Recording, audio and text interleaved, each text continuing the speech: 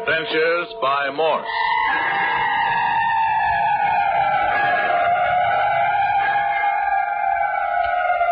Carlton E. Morse presents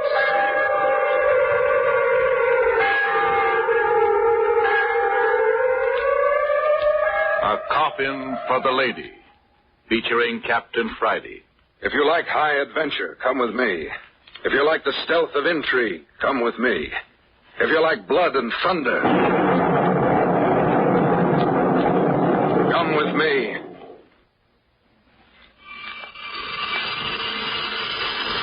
.04 in the gray, wet dusk of a late winter afternoon on Marmaduke Island, uninhabited and somewhere off the Pacific coast of Canada. Meet Captain Bart Friday and Skip Turner, soaked to the skin, lying in the dank leaf mold screened by a bank of fern, watching, listening, waiting. No sound in all the empty forest, except the dripping of rain-soaked trees and the lapping of water on the bank of the inland bay a score of yards away. Skip stirred. Honest to my grandma, Captain. Keep your voice, son. Why? I bet they ain't even a Pacific cat within 20 miles of where we're laying. As the crow flies? Yeah, as the crow flies. Here we've been laying for 3-4 hours.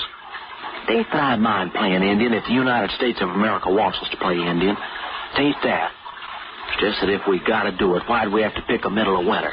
And I mean a rainy winter. Take it easy, old boy. Suckers, that's what we are. We don't know when we're well off. That's the matter with us. We're sitting pretty in our office back in San Francisco.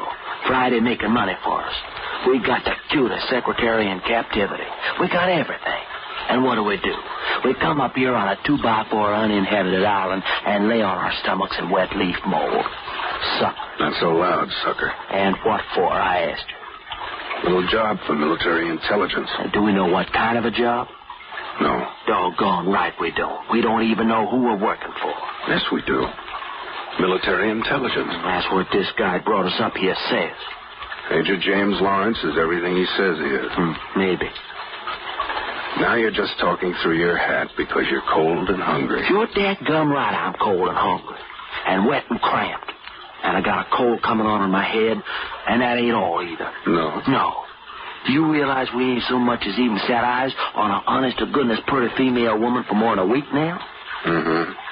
What do you mean, You act like women didn't amount to no more than a hill of beans. I was just thinking. Thinking what? This job must be pretty hot stuff. I figure. We've been brought up here without a word of information. Major Lawrence hasn't said a word to us about the mission, except that our work should be cut out for us on the return trip. And for us to keep our eyes cocked and our ammunition dry. He said that? Yeah. Now he's spotted us here while he's gone back into the woods to keep some kind of a rendezvous. Yeah, 3 hours. When he rendezvous, he rendezvous. You suppose we're ever going to know what this is all about? I don't know. Military intelligence. Listen. I don't hear nothing. Somebody's coming through the brush. Yeah, I get it. Keep down, you crazy idiot. Well, if it's Major Lawrence. Let him come to us. Hey, it's not the Major. Somebody in army uniform, though. What's that he's toting in his arms? He's carrying some... Skip, he's hurt. Yeah. Guy's stumbling around like a... Hey, he's down. Come on, quick.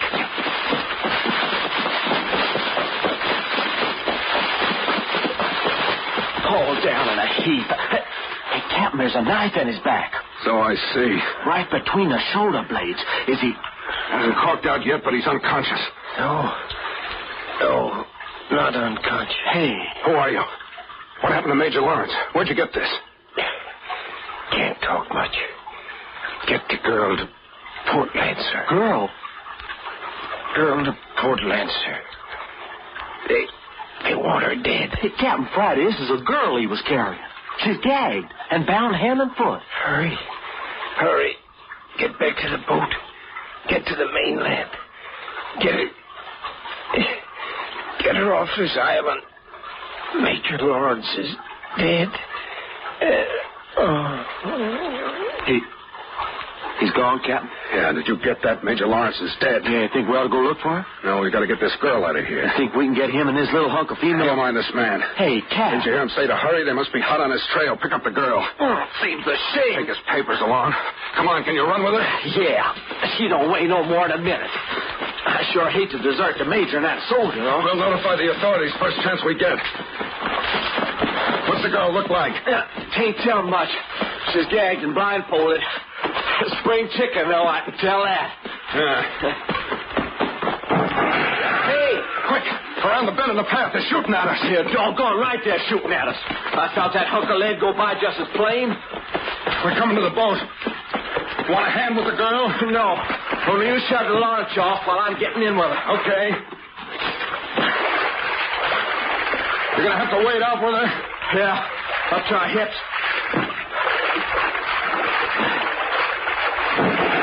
Woo-wee! Dump her in. Jump in, quick. Yeah, man. Push off. She's free. Climb in, Captain. You all set? Yeah, let her go.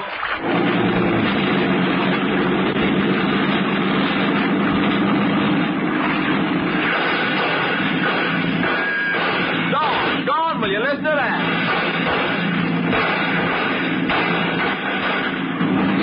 Sounds like a little private war going on back there. We're getting out far enough now so they can't do us much damage. Yeah. Funny they don't come out in the open. We've heard all them shots, but ain't seen hide in the hair of nobody.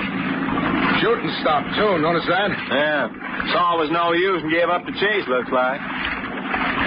Hey, how about me opening this little package and see what we got? Package? Yeah, the babe, the dog. She tied up like a Christmas candy box. Okay, untie her. But first get that gag out of her mouth. Yeah. Oh, lady, they got enough dry good stuff in your pretty face to dress a bride. There we are. Oh, thank you. Hey, Captain, look at what we got. Hey, she's pretty. Even in men's clothes, she's pretty. Hello there. I don't know who you two men are, but I want to thank you for saving my life. I think you're wonderful. I love both of you. Well, now, that's just about the nicest speech I ever heard. Well, don't stand there like an idiot, Skip. Cut the ropes on her hands and feet. Oh, sure. What am I thinking about? Shut up, honey, so I can get at those wrists. They tied my hands behind me. Oh, say they did. There, that cut them loose. Oh, the circulation's gone. Yeah, well, rub them together hard. That'll bring the blood back. But they feel like they were dead. Where are we going? I don't know. Oh, Captain. What's the matter? Little lady wants to know where we're taking her. We'll be arriving on the mainland in another 5 or 10 minutes.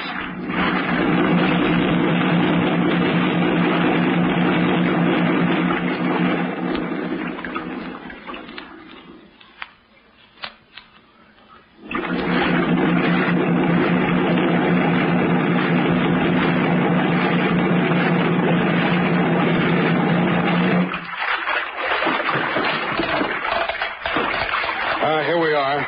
But there's nothing here at all. Just boys. That's all. Run the boat up alongside that old piling and tie her up, Skip. Aye, Captain Friday. But I don't understand. I thought you were taking me to some town or at least a village. Boat's all secure. Good. We have to wade ashore from here. I'll get over the side and carry you. Hey, how about me carrying her? I saw her first. You bring the rifles and bedding. Oh, that's great. I get to bring the rifles and bedding. And don't get them wet. Come on over the side, lady. I suppose there's nothing else to do. Nothing. Give me a hand. Here. Now, over with you. Oh, you must be freezing in that water. You just lie quietly and you won't get a drop on her.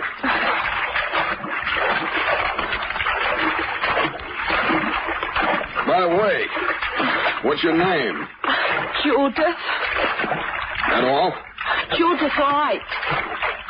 Now, you know more about me than I know about you. Here we go up the bank.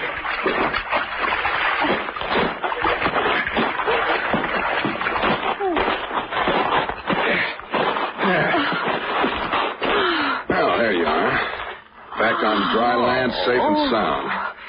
Oh, you don't know what a good feeling it is. Horses. You got horses hidden back in the woods. That's right. Woo-wee! Honest to Christmas, every time I wade in the Pacific Ocean, it seems to get colder. Want to build a fire, Skip? Fire? We got to dry out. Besides that, I want a little conversation with Miss Wright here. Oh, is that her name? Judith Wright. Miss Wright, this is one of my sidekicks, Skip Turner. Hello, Skip. Same to you, Miss Wright. Oh, Skip to Miss Wright. Anybody who saved a girl's life ought to be allowed to use her first name. Well, that suits me right down to the skin. And who are you, Captain? I'm Captain Bart Friday. Captain of what? No, it's just a title. Don't let him kid you, sis. Skip, Yeah? I thought you were going to build a fire. Oh, but look, you Cap, I thought we was running away from a bunch of bad boys. Them babies who was shooting at us must have a boat same as we got. And if they're so anxious to get Judith back... They got the whole Canadian coastline to look for it. It'll take them a month to find this hiding place. Yeah, but fire makes smoke, and smoke Make can a be... fire without smoke. Now, who ever heard of a Indians do. Huh? Make a fire without smoke? Oh, sure. Get me some dry twigs and leaves. I'll show you. Well, what do you know? The good-looking redhead's a Girl Scout. You seem awfully cheerful, Miss Wright. Why shouldn't I be? I've just been rescued. Oh. You're thinking of Major Lawrence and that poor soldier. Yeah. They both died getting you out of whatever mess you're in. You could be a little more concerned. I'm sorry. They were friends of yours. I've done a little work with the Major. I never saw the soldier in my life. Well, at least it isn't a personal loss. That was a very dramatic thing. Army GI running down a rough forest trail with a girl in his arms and a 10-inch dagger blade between his shoulders. Yes. The girl gagged and bound. I know. How'd you get into a mess like that? It's something that just happens to people in this crazy world. How old are you? 20. You working for military intelligence? I don't think that's a question you have any right to ask, Captain Friday. What do you know about Port Lancer? Nothing. Should I? I don't know. The soldier gasped out Port Lancer before he died. Yes, I heard him. You're supposed to take me there. Why? I don't know. I just heard him tell you so. Okay, Judith, here's some dry leaves and twigs like you asked for. Forget him. We're going to Port Lancer. Hey, but, Cap, the fire... Blast the fire. Get the horses. Sure? Well, why the sudden urge to rush to Port Lancer, Captain Friday? I'm being double-crossed somewhere along the line, and I can't hold still till I find out who's doing it and why.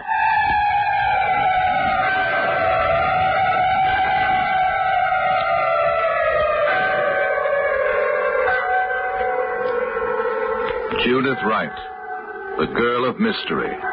Port Lancer, the port of mystery. Why have two army men been murdered over Judith? Why was she bound and gagged? But most important, what is there at Port Lancer to make Captain Friday think that... But wait.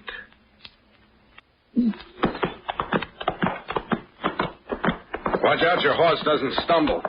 We gotta wade this creek. I don't hear no creek. You will as soon as we turn the corner. It's just up ahead. How much further, Captain Friday? We'll be at Port Lancer in another 5 minutes. I'm not used to riding. Neither am I, and that's a fact. I bet they'll have to peel the seat of my pants off. I ground it between me and the saddle so hard. I hear the running water up ahead. Yeah, here's where we cross. Now keep a tight rein. The creek bed has a rocky bottom, and your horse is liable to stumble unless you keep his head up. Here we go now. Come on, boy.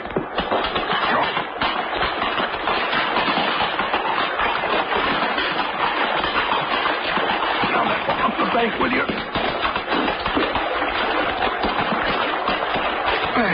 Good boy. Come on, Miss Wright. Just hang on. Keep right behind us, Skip. Okay, here we come. Come on, boy. Come on. Hang on, Judah. Up the bank. Come on, boy. Come on. Right behind you. Up, boy. Up. Come on. Oh, Corey. I didn't care for that. Oh, Cowboy Skip, they call me. I only pulled 2 handfuls of hair out of my horse's mane, hanging on, that's all. Come on, boy. Come on. We're right on the edge of Port Lancer. You can see smoke from the village. It's about time. You realize we've been in the saddle from 11 o'clock this morning till 4:30 this afternoon? You don't have to tell me. I've realized every second of it. Yeah, there she is. You can see the buildings through the trees. Hey, you any idea what we're going to do when we get there, Captain? Put our horses up at the local livery stable. Take a couple of rooms at the little hotel. And then what? Then just sit. Do what? Just sit till the news of our arrival spreads over Port Lancer. It won't take long with all 300 of the inhabitants thirsting for the latest news. And after the news is around, what? And I expect we'll be receiving visitors. What makes you think that? Somebody in Port Lancer wants to get in touch with you very much. That was the soldiers' dying words. Hey, our forest path just sort of widens out into the main street of the village. And there's the livery stable on the left-hand side of the street, up ahead. Yeah. And there's a Comstock Hotel just opposite. Well, if you ask me, the livery stable looks more inviting than the hotel. You just ain't kidding there, sister. And the horses will get better food, too. Hello. Must be a boat in the harbor. Huh? Do they have passenger boat service up here? Listen.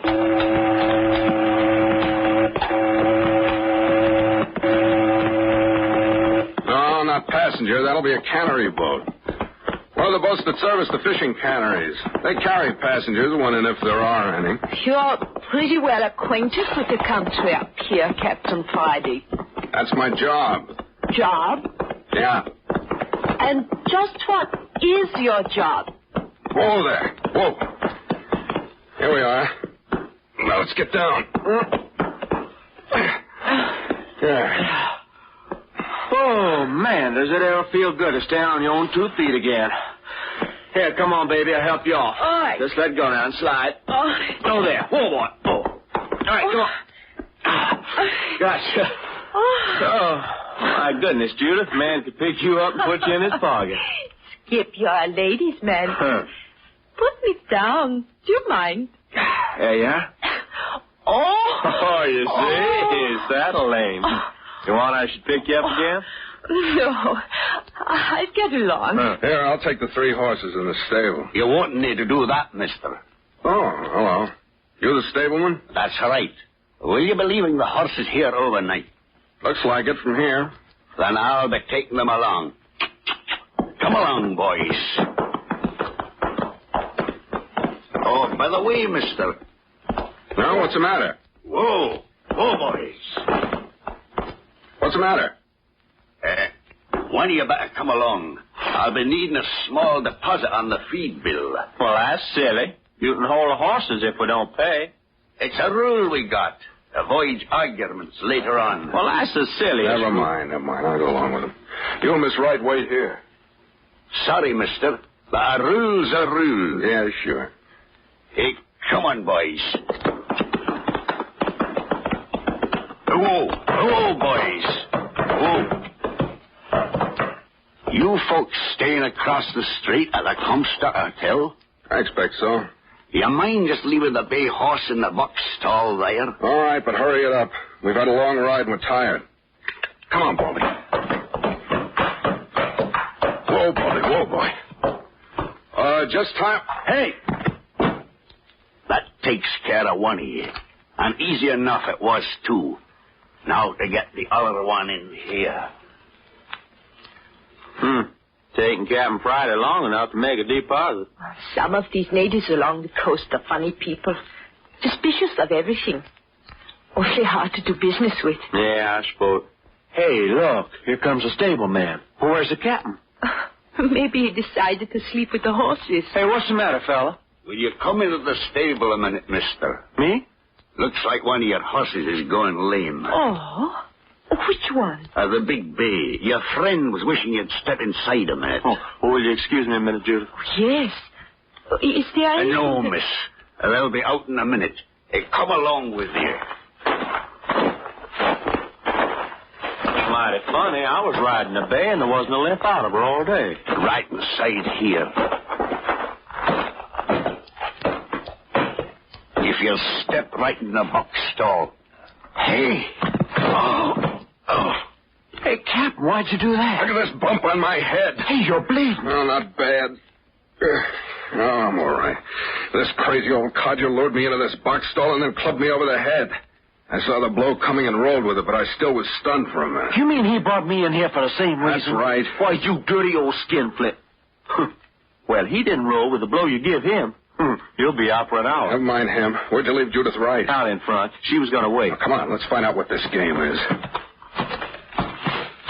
Hey, wait. Don't go barging outside when we see the lay of the land. Just a minute. I don't get it.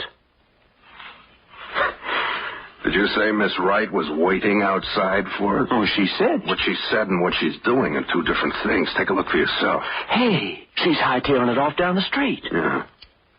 Avoiding the Comstock Hotel like it was poison. Oh, we better get on her tail. Wait till she gets further ahead. Well, there's one thing. She's not heading for the harbor. Hey, but why does she want to give us a slip after us saving her? Hey, do you think she's in cahoots with this old stable geezer who tried to lay us out? Come on. She's far enough ahead. Right on your coattail. Oh, how you're going to shadow anybody in this one-horse village? Yeah, just do the best we can. And have you thought that if there's one man who wants to have us put away in Port Lancer, there's probably at least a couple of more? Anyway, I'm glad it's getting dusk. That's more of a break. Hey, look, she's turning off the main street. Okay. Then we can close up a little on her. Now, faster, but keep on the grass so she won't hear footsteps behind her. Yeah. Right ahead's where she turned off. Yeah. Hold it. There's nothing more than a cow path leading off into the woods. There she is. I don't see nothing. I caught sight of her going through the trees. Come on.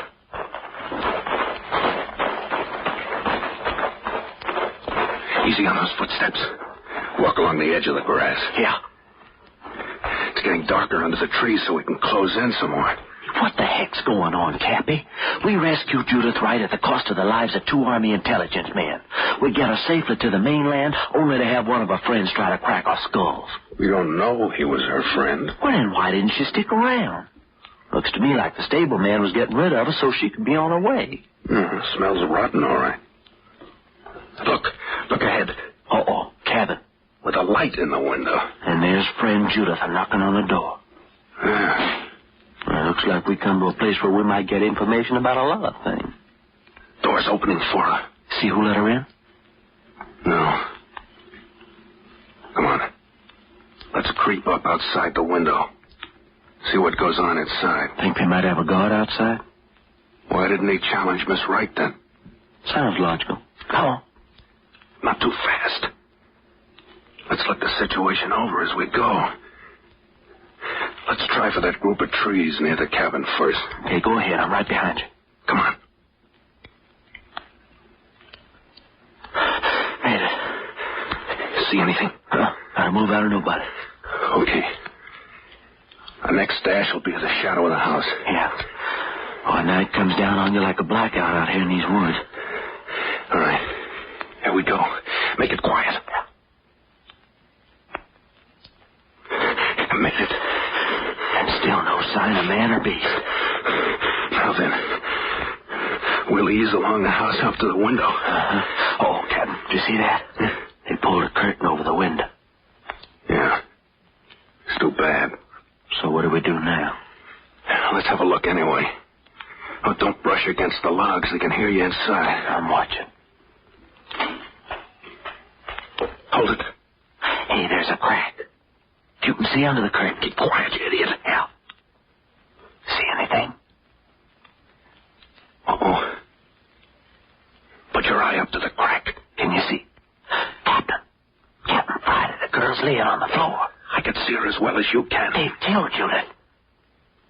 I don't see any blood. Hey, what's that big oblong box that they got sitting on those kitchen chairs? Where? Across the room there. They're lifting up the girl's body. But they're putting it in a box. It's a coffin, Skip. They're putting Judith Wright in a coffin. Did you see her face? She's not dead yet. They're burying the girl and she's not dead yet. Skip. Huh? What's the matter? If I'm not mistaken, somebody's standing right behind us. Either you two gentlemen so much as twitch an eyebrow, I'll blast you to kingdom come.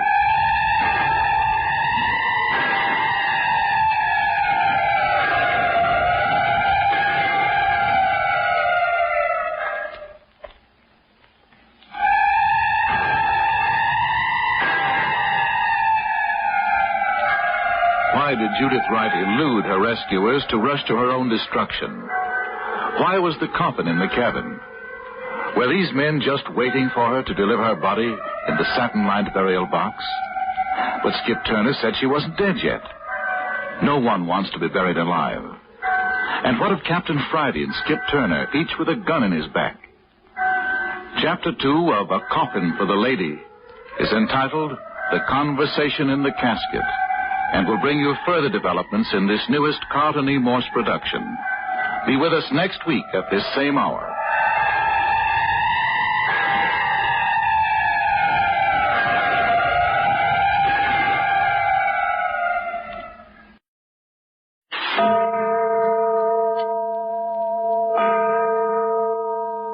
Adventures by Morse.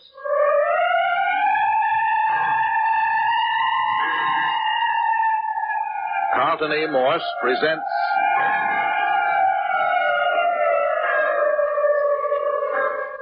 A Coffin for the Lady, featuring Captain Friday. If you like high adventure, come with me. If you like the stealth of intrigue, come with me. If you like blood and thunder, come with me.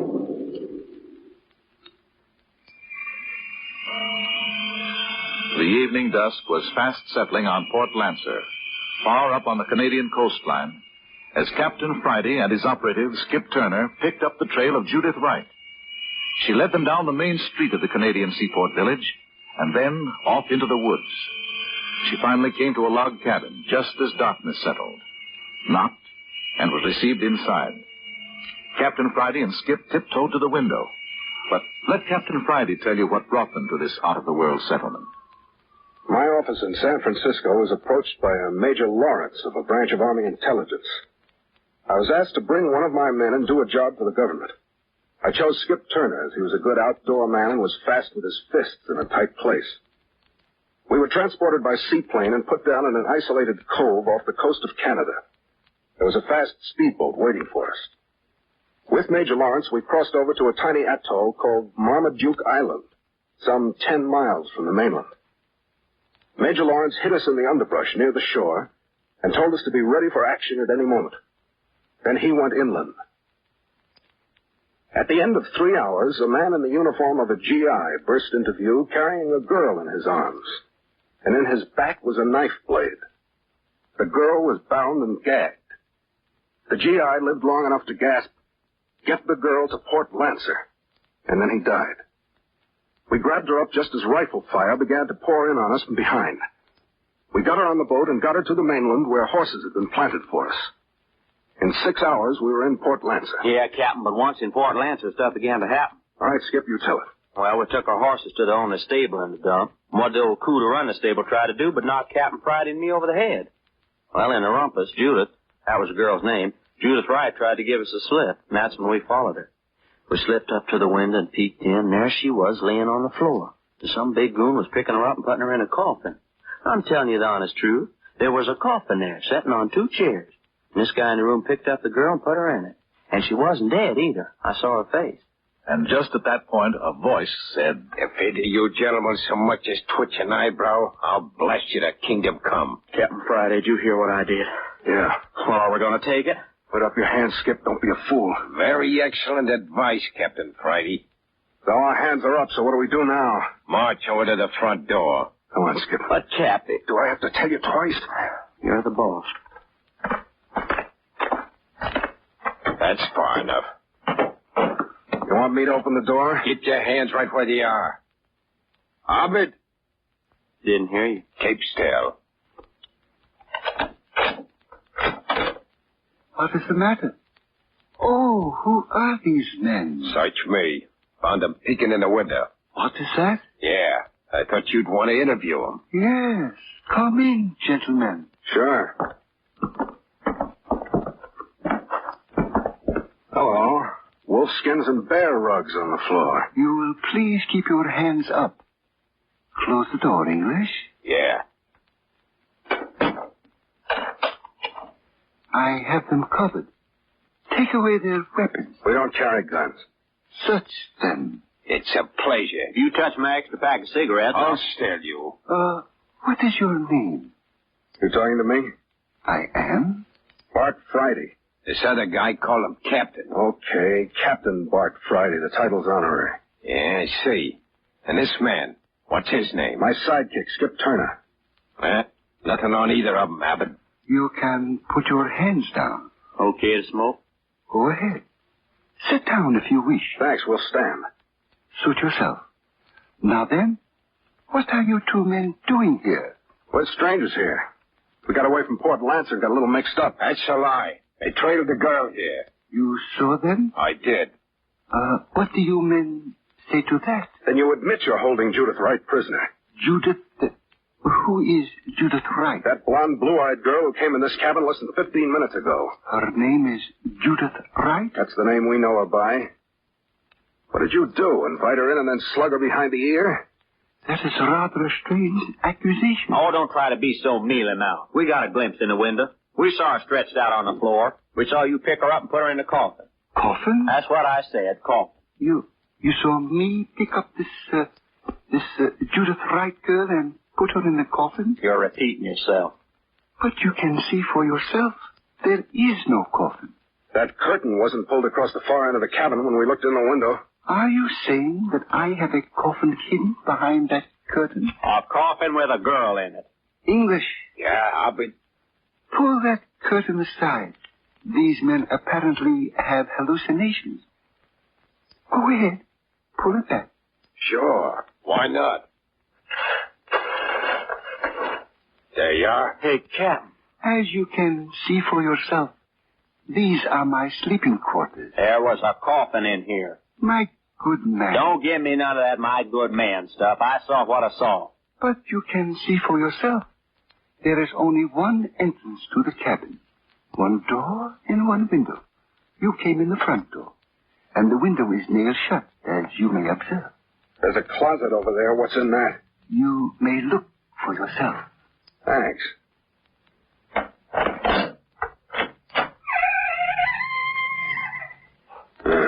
What's in there, Captain Friday? Canned goods. Looks like you're planning to hole up for the winter. Does that satisfy you?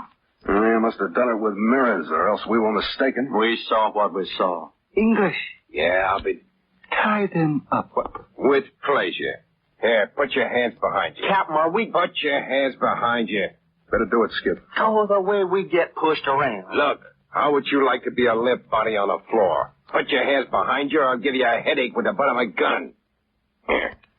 Yeah, that's better. But I don't have to, hey, you don't have to cut my wrists in, too. Yeah, well, when I tie a man's hands behind him, they stay tight. Yeah, those buckskin thongs don't hold you till you rot up. All right, now you. Go ahead. Oh, nice and tame, huh? Well, that don't mean you're not going to get tied up just as tight as your partner.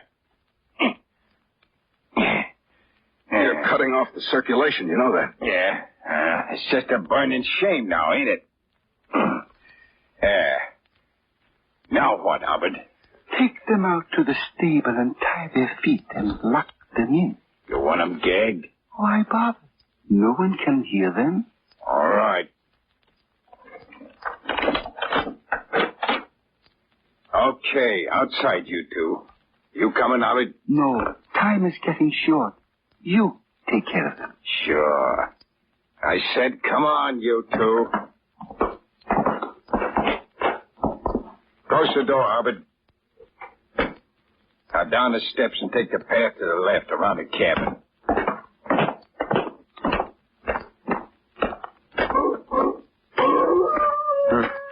What's that? Sounds like a wolf. That ain't what the wolves sound like down in California. You're thinking of the Hollywood kind. This is the real McCoy.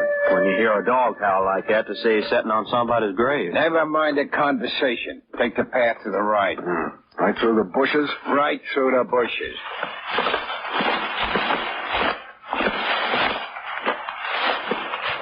All right, hold it. Hey, there is a building back here. Hidden back here in the brush.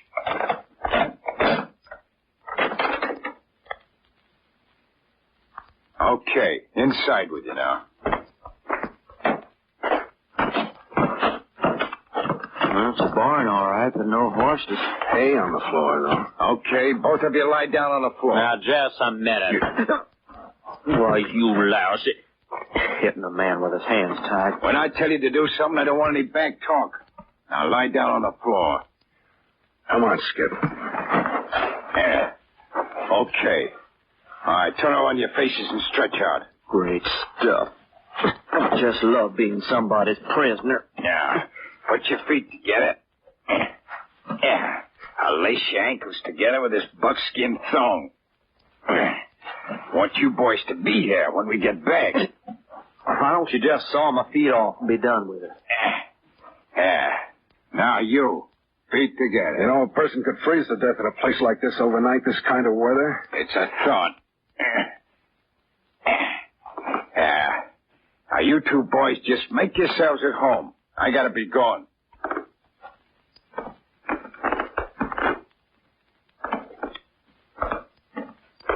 If you get cold, you can play Eskimo.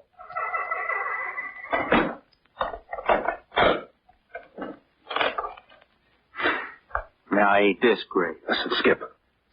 They didn't examine my shoes. I've still got that razor blade tucked in the sole of my shoe. Hey, I forgot about that. Squirm around in the hay. If you can get your fingers on it. Yeah.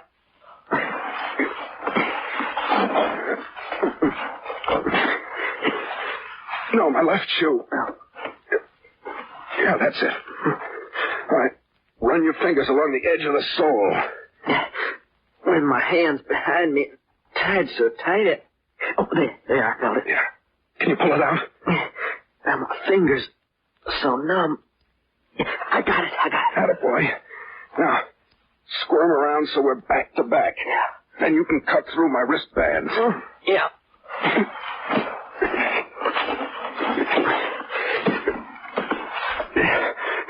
Okay, how's that? I'm having a heck of a time hanging on to the razor blade. It's so thin and my hands are so numb. Hey, hang on to it. If you ever drop it in this hay, we'll never find it. I think I'm getting it. I'm sawing on something. It's the buckskin thongs. Keep at it.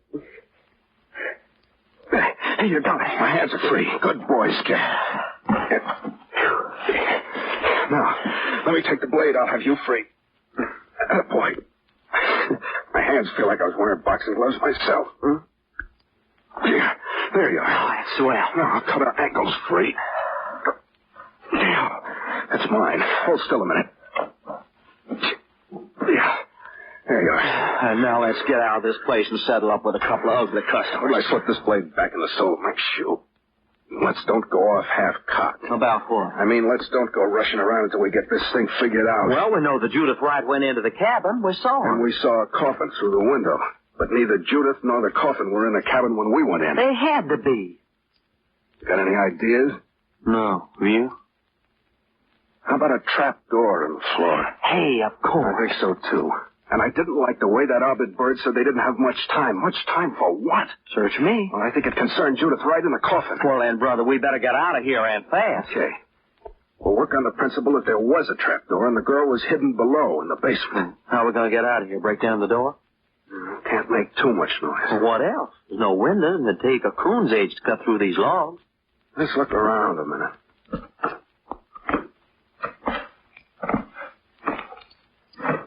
Hay all over the floor. Yeah, plenty of hay. But it doesn't look or smell like there's ever been a horse in here. I wouldn't know. I'm strictly a city boy myself. Let's walk along this passage. Maybe there's another one. Look out! Look out! Skip, you all right? Guess so. What happened? We fell through a hole in the floor. It was covered with hay. Where are we now? I don't know. About 10 feet underground would be my guess.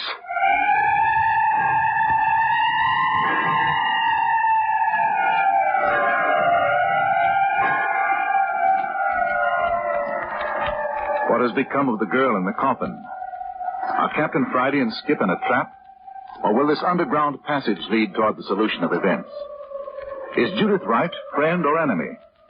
And who are English and Ovid? But more of this in just a moment. If we've fallen down an old well... Who'd dig a well under the floor of a barn? Besides, look. There's a passage leading off to the left. What do you mean, look? So black in this hole in the I ground? know it, but we can feel our way along. Yeah, and probably fall in some underground river and we never will be heard of again. A very sad state of affairs. Nevertheless, take hold of my coattail and keep close to me. You wouldn't have a flashlight on you. Never mind, I got a box of matches. Don't you think we ought to make a little fire and see what kind of a hole we got here? I already know. You keep your voice down.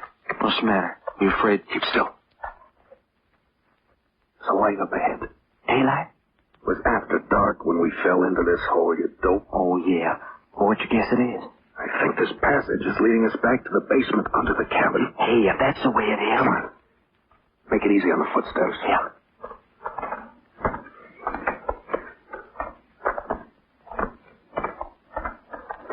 Hold it. It's a cellar under the cabin, all right. Yeah. Look, Skip, the coffin. You were right. They lowered it into the basement when we come in the front door. Doesn't seem to be anybody on guard. Well, what are we waiting for? If Judas laid out in that coffin... Easy there, Skip. Keep on your tiptoes.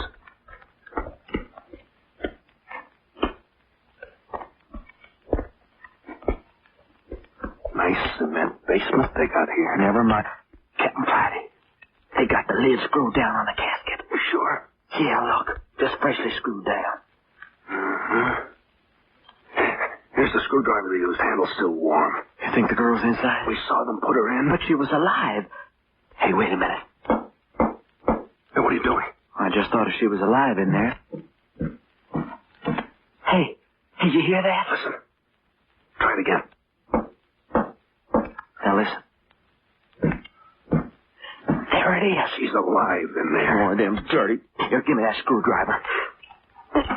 Can you imagine anybody cruel enough to bury a beautiful girl alive? Yeah. Especially a beautiful girl. Yeah, especially... Okay. What are you doing? Found another screwdriver. Quick, we get that lid off. Yeah. I got two of them out. Come on, easy. Just freshly screwed in. Trouble is, I don't get the idea. Judith Wright gave us the slip to come here of her own free will. Why'd she want to get herself buried alive? She don't. Nobody does. Somebody's double-crossing her. There. They're all out on my side. I got one more. Here, let me take it. I was apprenticed out to a carpenter when I was a kid. Amazing how much light one coal oil lantern gives off. Mm-hmm. Lights up this whole basement. Oh, you got it? Yeah. Now let's slide this lid off. Okay. Up with it. Heavy. Yeah, easy.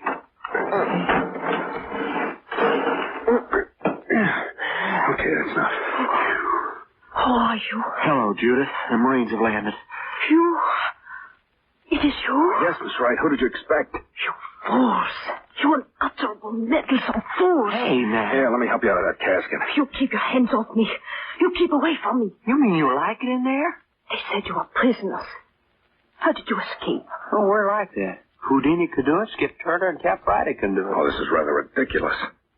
Look, Do you mean to say you refuse to get up out of that coffin? All I tell you is go away.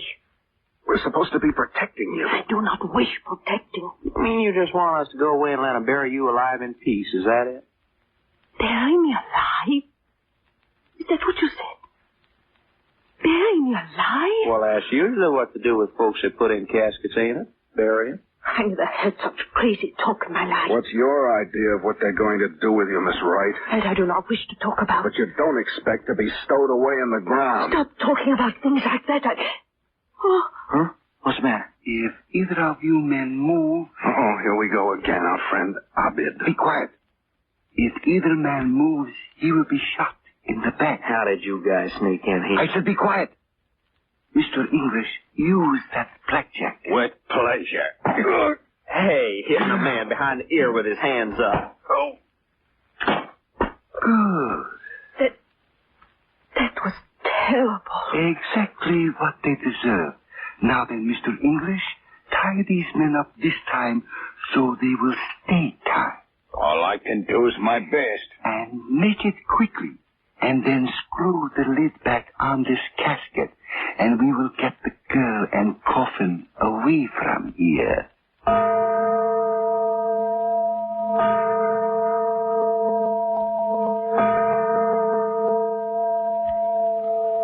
Oh, my head. Skip, wake up. Skip, wake up. Come on. He didn't hit you that hard. Oh, what fell on me? They sapped us with a blackjack. Huh? Oh, yeah. Oh, what a head I got. And more than that, we're cinched up again with buckskin thongs. Oh, just let me lay here and die. Come on. You gotta use that safety razor blade again. You think you can get it out of the sole of my shoe? Where are we? Basement of the cabin. Laying on this cold cement floor ain't gonna help my arthritis. Hey, is the casket gone? And the girl. Well, she asked for it. What kind of a dame would want to hole up in a casket anyway? Come on. Squirm around on the floor and try to get the razor blade.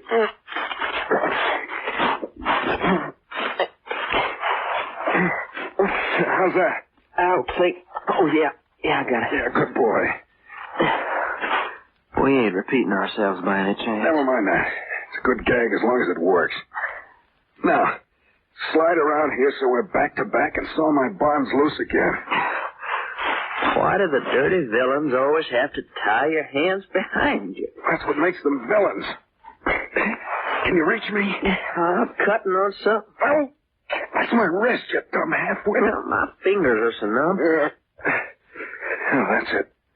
Now you got the bonds. Hey, look, Captain, the next time anybody wants to tie us up, let's put up a fight. Yeah, according to how many guns they got pointed at my spine. Yeah. Oh, that's it. Okay, now give it to me and I'll cut you free. Oh, it won't be no use. I'm going to lay right here and die anyhow. There.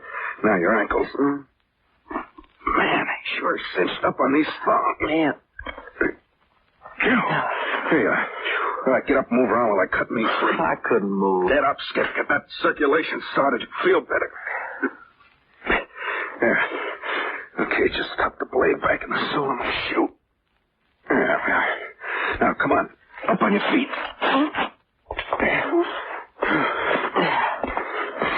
I feel like I'm walking around on the stumps of my ankles. Same here. Oh, it'll be all right. Come on, move around. Oh, doggone torture chamber. Hey, look there. Steps going up to the trap door on the floor above. Is that where they come from when they nailed us? Yeah. Let's try it. Trap door's probably locked. Well, all we can do is try.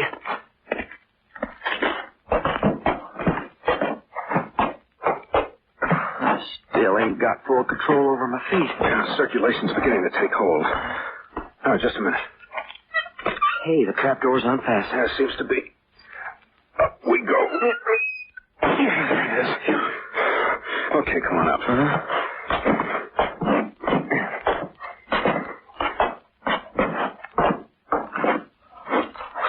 Shall I close the trap door again? Yeah, might as well. Now what? Well, now that we're up here, what? I'm looking for something that'll give us a clue. About the coffin? Where they're taking a coffin with a live girl inside. Well, it's got to be someplace a girl wants to go, on account of she's cooperating with the kidnappers like nobody's business. Yeah. He's putting a lot of trust in friend Ovid. I wouldn't trust that East Indian with a plume-tailed polecat. Huh? What you got there? Never mind. Come on. You mean outside? I mean down at the waterfront. Come on. What's down at the waterfront? That's where they've taken the girl. You mean they're taking her down and dumping her in the harbor? Don't be so dumb. There's a steamship in the harbor. We heard the whistles earlier tonight. Stowaway. That's what this is all about. She's going aboard in a coffin as a stowaway. Well, one idea has penetrated that thick skull anyway. Well, come on. If we cut through this underbrush, we'll save a little time.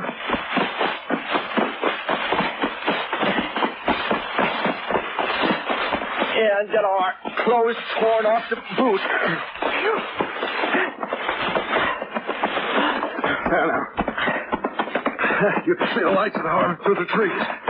Running through leaves up to my knees. We'll be through in a minute. I feel like I'm trying to run on inner spring mattress. Yeah.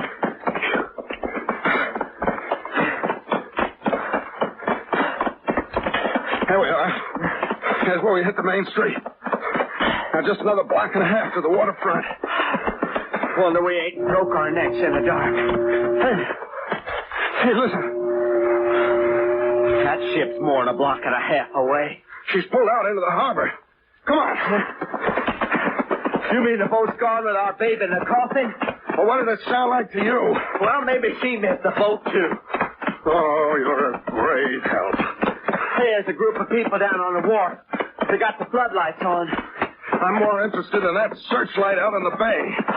That's our ship pulling out. Hey, let's ask somebody if the captain went aboard, huh? Hey, you, did they take... Well, if it ain't Mr. English. How did you two men? Never mind about that. Did that casket go aboard? Now, look, Joe. Oh, answer Captain Friday when it talks to you. Yeah? I suppose it did. Was the girl in it? Careful, Skip. The crowd's drifting over this way. Well, we got what we want out of this bird. Now for a little rebend. Skip, I wanted him conscious. Well, you should have talked faster then. Here, what's going on? Major Lawrence. Captain Friday, Turner, what are you two doing here? We thought we left you dead on Marmaduke Island. Never mind that. Why are you here? Did you see a coffin put on that ship out there? Coffin? Yes, a dead Chinese being returned. Dead Chinese, my eye. That was Judith Wright in that coffin. What? The girl we... Yes. And if we don't stop that ship, she's headed right straight for the Bay of Bengal slave market.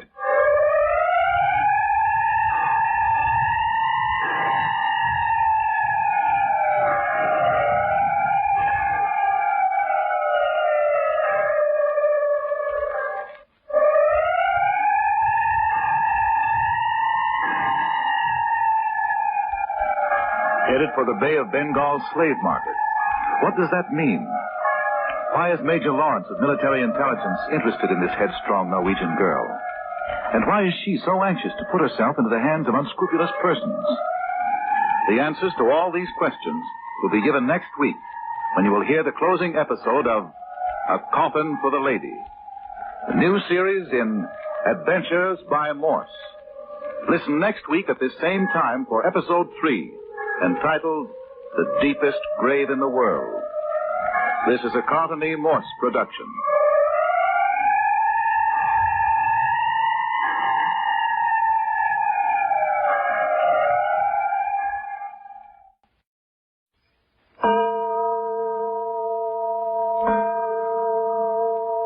Adventures by Morse.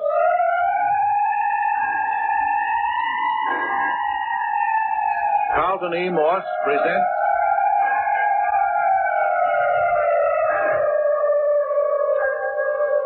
A Coffin for the Lady, featuring Captain Friday. If you like high adventure, come with me. If you like the stealth of intrigue, come with me. If you like blood and thunder,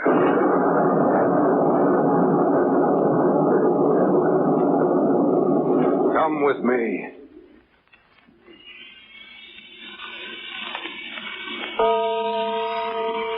$10 o'clock.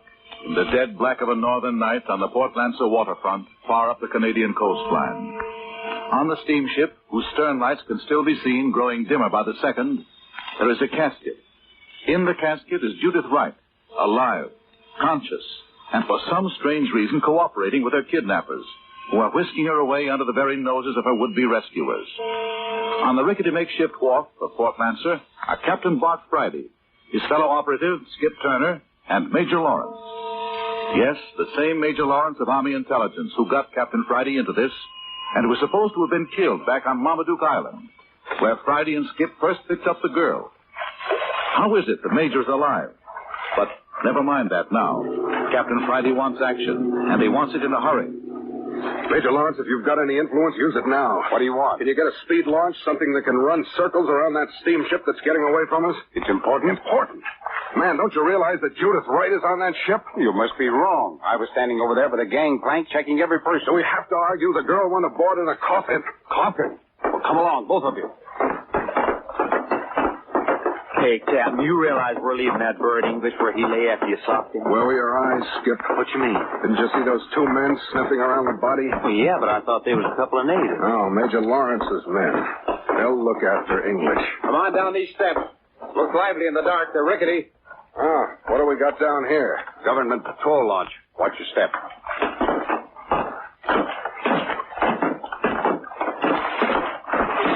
Hey, this is a little beauty. Ahoy, Commander. Aye, Major Lawrence. We're coming aboard the launch. I want to stop that steamer before she gets out into open water. Come aboard, sir. We can round her up before she gets out of the harbor with a little job, sir. All right, aboard with you. Yep. There. Come on, Skip. Yeah, coming up. Oh, a nice solid deck, too. I'll give you a hand, Major? No, I don't need it. Oh, thanks just the same. All right, Commander. Let's go. Belay there. Stop the spare line. Line release, sir. Captain Friday, we've got 2 or 3 minutes before we get near enough to the steamer to signal. I want to know what this is all about. I think I can put the whole thing together if you'll tell us how you got away from Marmaduke Island alive. Well, as you remember, we landed on the island, and I left you and Skip Turner here hidden near the shoreline. Yeah, for 3 hours. Yes, well, things went wrong. I was supposed to go inland to a trapper's cabin and pick up the girl. Judith Wright? Yes. Instead, I was taken prisoner. I had an Army GI watching the cabin to be sure the girl was kept there until I could arrive. Was she a prisoner in the cabin? Yes, being held by a couple of pretty rough characters. We'd located the cabin, and my soldier was watching the place. Yeah, but if you wanted the girl, why didn't you take Captain Friday and me in with you? We could have stormed the place. No, I couldn't do that. That'd have given my whole show away. I'm up here to break up a smuggling and kidnap ring. So that's what we're up against, huh? Well, isn't it pretty obvious? They got away with Judith Wright, didn't they? But if you were going to kidnap her by yourself... Well, you see, I'm known in these parts. You and Skip Turner aren't. I knew that the next depot in the smuggling chain was here in Port Lancer. I wanted to get the girl in your hands and have you deliver her here. I thought you, as strangers, might spot the hideout here quicker than I could. The gang on this end might even come out in the open, thinking you were the men who were supposed to deliver Miss Wright here. Oh, but the plan didn't come off, huh? No. I was made a prisoner. The soldier on guard saw it happen. He dashed in and grabbed up the girl and got out of the cabin. He thought you was dead. Well, they yelled to him that they'd kill me unless he brought the girl back. But I ordered him to keep running. Well, he arrived where we were with a knife blade between his shoulder blades. Yeah. One of the kidnappers was a French-Canadian knife thrower. When he ran out of the cabin with a knife in his hand, I was afraid of what was going to happen. But the boy made it, and we got the girl to the mainland where we left the horses. We rode into Port Lancer, stopped at the livery stable. By the way, that Scotch livery stableman is one of the gang. Good. We'll pick him up. How do you know? He slugged me. I didn't hit hard enough. When he lured Skip here into the stable, I'd come around and I clipped him instead. That wasn't very clever of him. Oh, but it did distract our attention long enough to give the girl a break. She made the most of it. You mean she ran away when you were in the stable? Yeah. Luckily, we came to in time to see her running in the direction of the forest. We followed her to her cabin. Not the cabin of that East Indian hobbit. That's the cabin. Hey, we're growing up on a steamer. Look how much brighter our lights are. Yeah, only a minute or two longer now. Go on, Captain. Now, we looked in the window and saw Ovid putting the girl into a casket. Oh, that's how they've been shipping human beings into the United States. United States? Certainly. Any unwelcome character who wanted to slip into the United States could do it by paying $1,000 to this underground smuggling ring. But Major Lawrence, Judith Wright ain't headed for the United States. Well, she thinks she is. She paid $1,000 to be taken in. I wondered if it wasn't something like that. You mean they play a dirty trick like that? Take $1,000 from a girl to slip her into the U.S. and then... And then when she put herself in their hands, ship her off to the Bay of Bengal slave market. Why not?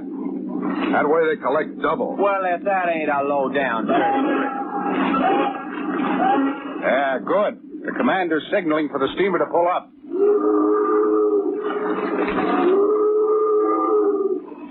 Now, the steamship seems to want to argue. Doesn't want to be stopped in midstream. Hey, we got a machine gun aboard. Look, Cap, the commander's pulling the cover off of it. Yeah, he'll use it, too, unless the master of that craft heaves to and in a hurry. He'll give him one more chance. And that's the last chance. Yeah.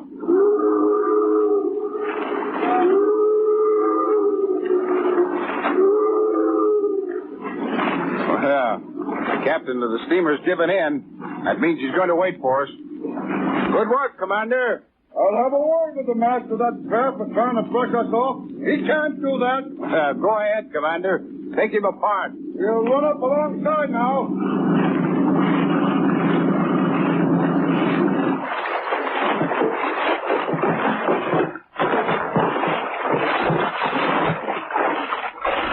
Ahoy there! Close the line. Down the ladder over your side. Who plays the area anyway? United States government, and keep a civil tongue in your head. Well, what did you say so, mister? All right. Try up, come aboard.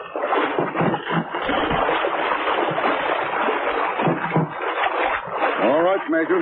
Up the ladder with you. Thanks, Commander. Follow right behind me, Captain Friday. You too, Skip. Yeah, right with you, Major. All right. Up we go.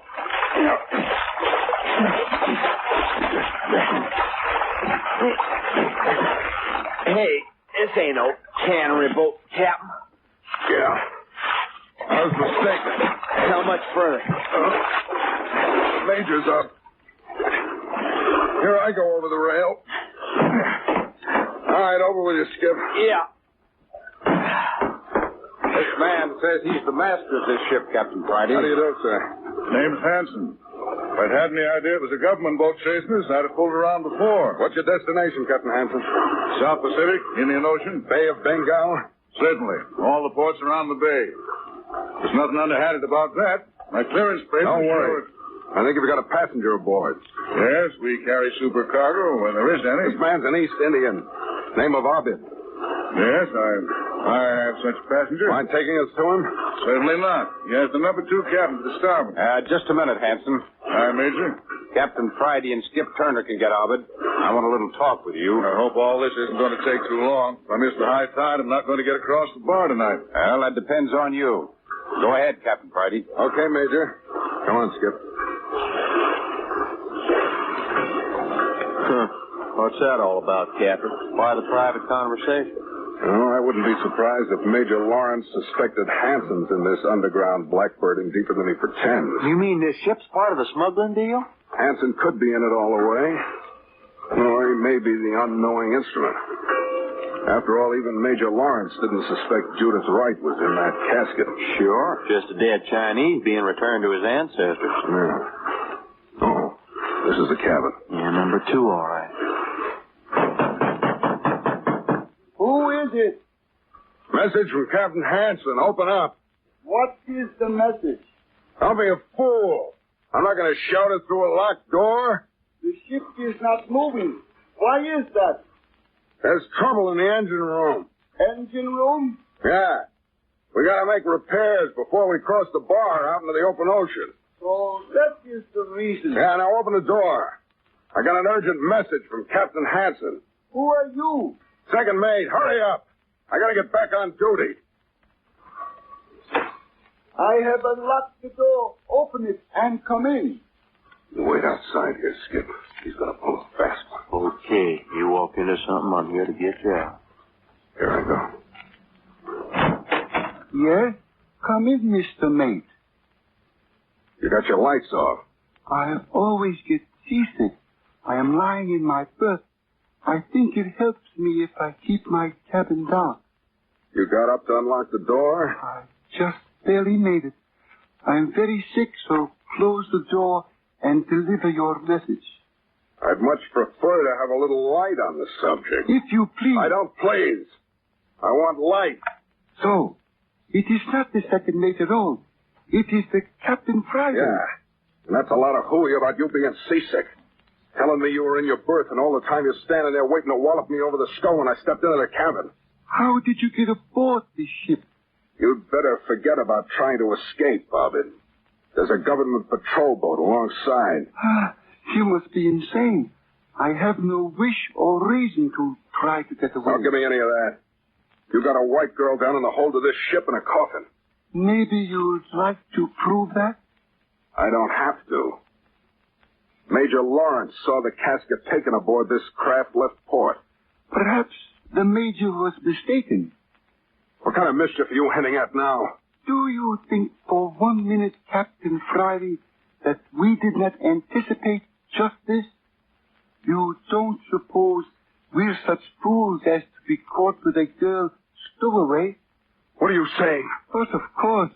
Naturally, if we did have a girl in a coffin on the ship, it would be so arranged that the whole business could be jettisoned into the bay. Are you saying you threw Judith right into the bay? If she was ever aboard, it would be the thing to do, wouldn't it? With plenty of way to send her and the casket to the bottom quickly. Skip, come here quick. Right behind you, Captain. You hear what Abbott's been saying? Yeah, you want us to wring his neck? I've got both you men covered. The first one to make a move. Get him, Skip. You bet,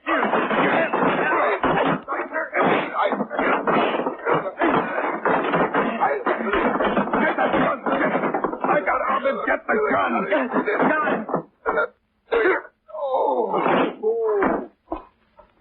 That takes care of friend Abbott. Yeah, you got him right on the point of the jaw. And that's not all he's going to get if they threw Judith right overboard, nailed in that coffin.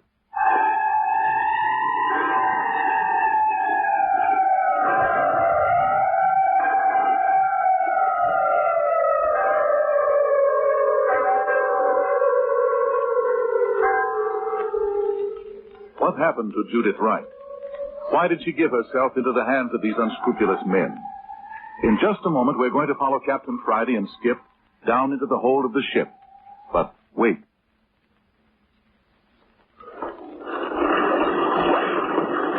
Okay. Down the ladder into the hold of the ship. Yeah.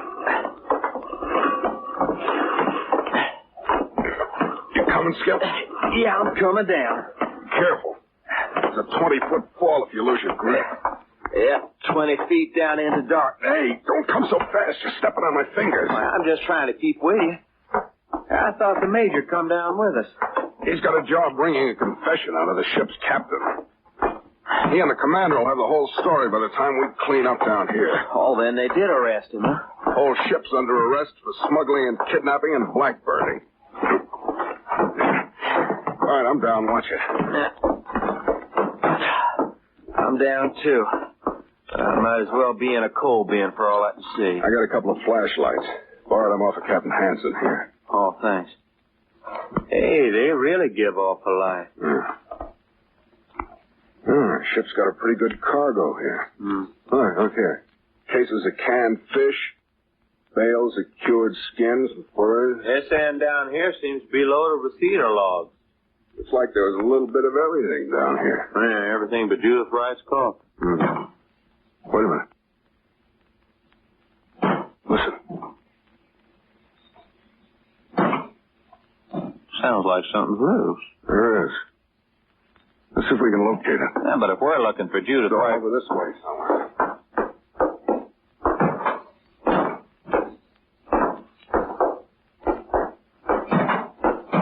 Hey, here it is, over this way.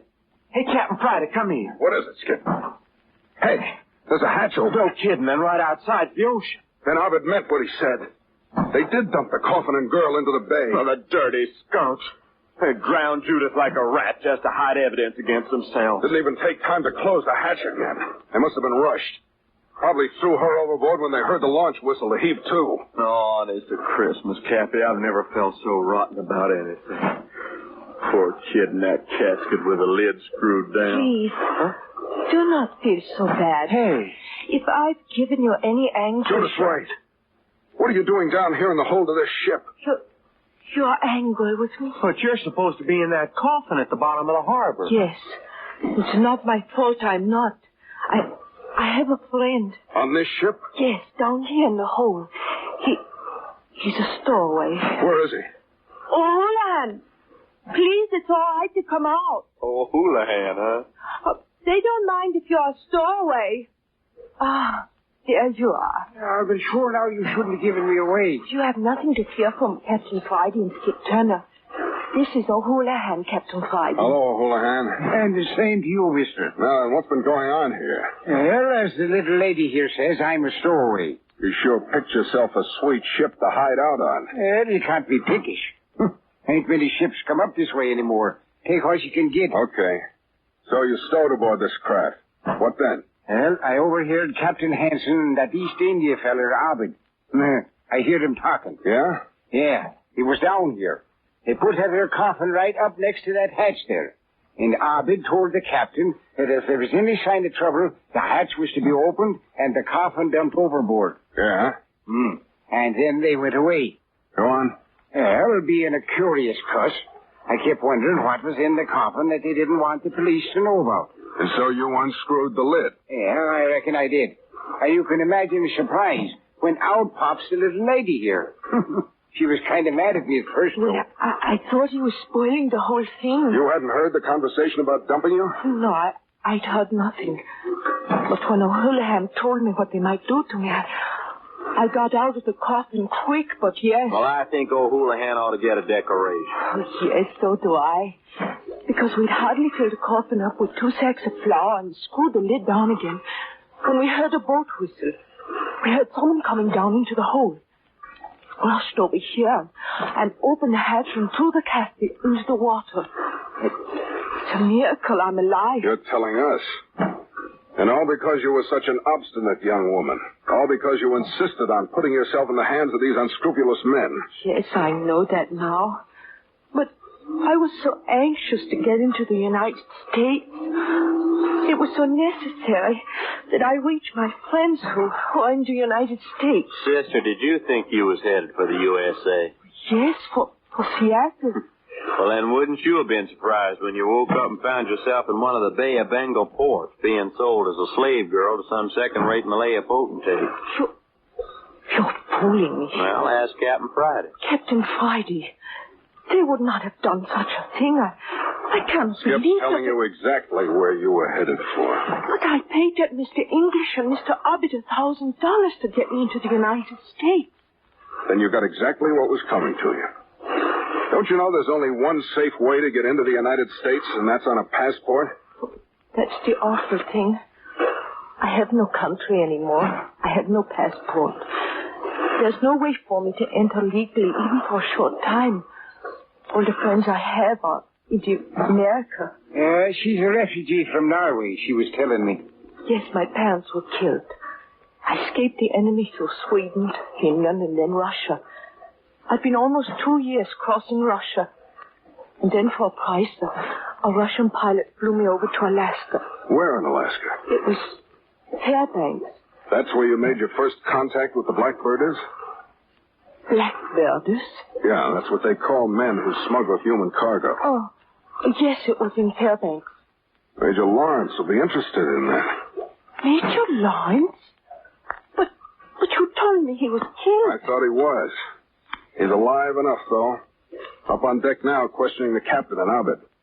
The whole ship's under arrest by order of the United States government. Oh, it is now. Well, what does that make me? That puts you in a mess, O'Houlihan. Well, I've been in a mess most of my life, so one more ain't going to kill me, I guess. I don't think you're in half the trouble you'd have been in if you'd been caught by Captain Hansen.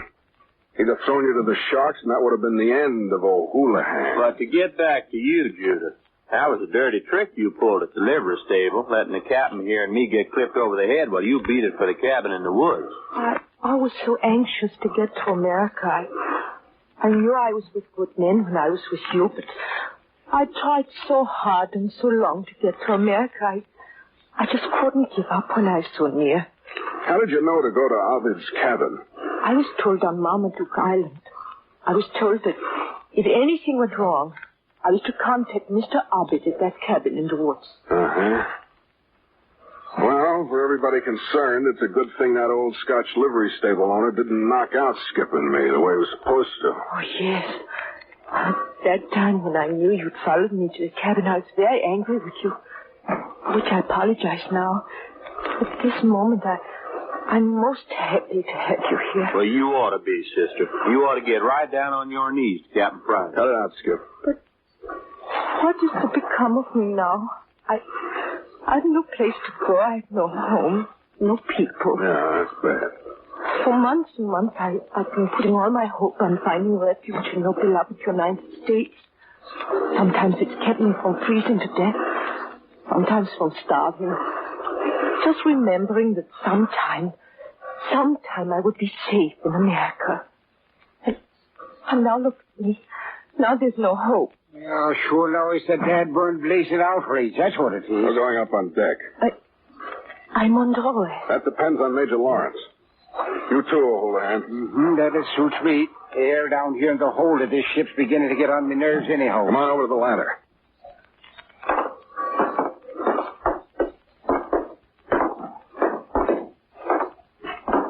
Okay. I'll go up first. Miss Wright, you follow me. Yes. Is it far? About a 20-foot climb. Just hang on tight. You'll be all right. Oh, I'm glad it's dark. Houlihan, you follow up the ladder right after Miss Wright. I will, Dad. Skip, you bring up the rear. Okay, here I go. All right. Come on, Miss Wright. Oh, yes. If only the boat didn't sway and bounce so. You next, though, Houlihan. Yep. I'm right on the little lady's heels. Yeah, and I'm right after you. Okay, we're all on the ladder, Captain. Okay, Skip. It's almost over, Miss Wright. You all right? Yes. It's not too bad. I'm going up through the hatch now. Wait till I get on deck and I'll give you a hand.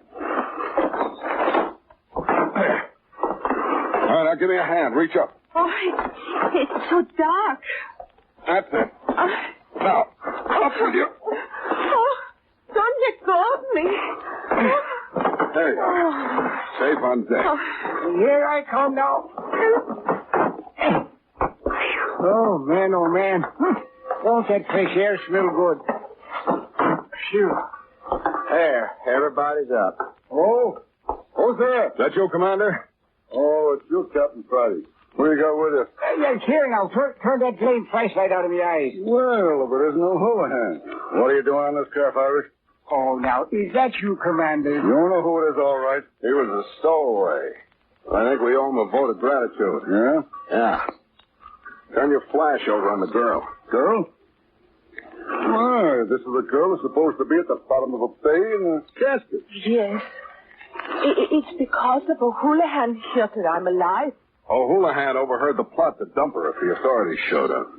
He opened the casket, filled it with sacks of flour. Well, Houlihan, you're all right. Yeah. Commander, do you feel sick? I've been patrolling these coasts for 10 years. And Houlihan and I have had a lot of trouble in that time. He's a thief and a poacher and a no-good bum. But saving this girl's life makes up for the lot of it. I'm that important. You bet. Miss Wright, you can give the United States government a line in this whole underground blackbirding setup. You can point out the various depots where they hid you out. Yes, I can do that. You do, and I don't think there's anything Major Lawrence won't do for you. Anything? Yeah. He spent 2 years and lost a lot of good men trying to round up these smugglers. You help him break up the ring, and he'll go all the way with you. Oh, Woody, do you suppose... What Miss Wright's trying to say, Commander, her country's in the hands of the enemy. Her relatives have been killed. She spent 2 years trying to get into the United States. Oh, yes. Do you suppose Major Lawrence will let me in? Will he help me to do what's necessary? I bet he will. Where's the major now? In the captain's cabin. Still trying to break down the captain of the ship in that East Indian. I won't talk? Yeah, we've got enough to hang the lot of them now. But we need definite evidence for the court. I should think if we sprung Miss Wright on her. Hey, sure. They think she's at the bottom of the bay. Come along.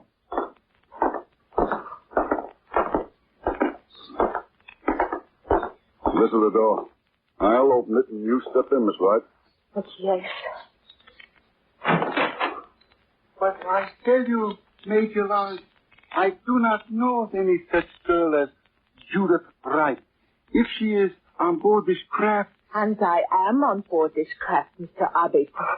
Miss Wright, where did you come from? You ugly, wicked, unprincipled person. You took $1,000 from me, and then you kidnapped me. And then you tried to drown me. Oh, this is too bad. This is the end. Major Lawrence, I can tell you every underground depot where these men kept me, from Alaska to Port Lancer. I would gladly help you. But if you do that, Miss Wright, I think you've won the friendship of the United States government. Oh, those are good words. That's what I've wanted you to say. More than anything, I wish to be friends with the great government of the United States.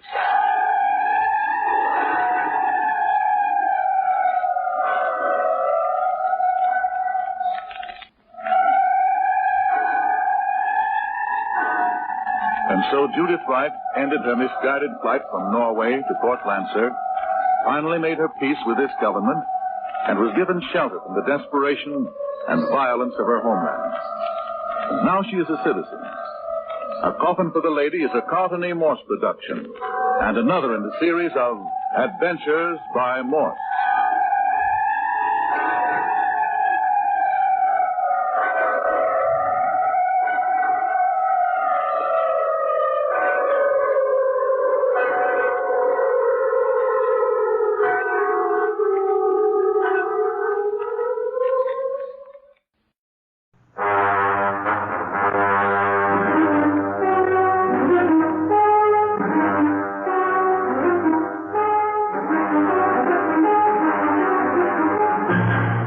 Douglas Fairbanks, Jr. in The Silent Men.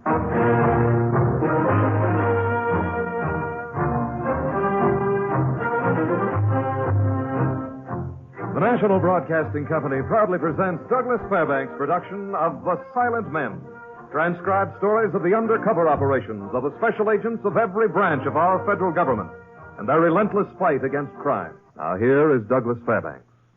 Last year, Americans were victimized for more than $500,000 by counterfeiters. This case deals with a counterfeiting ring, one of the most cunning and daring in criminal history. In it, I play the role of Special Agent Sam Courtney, the file case of the Green Sedan, in which only the names and places are fictional.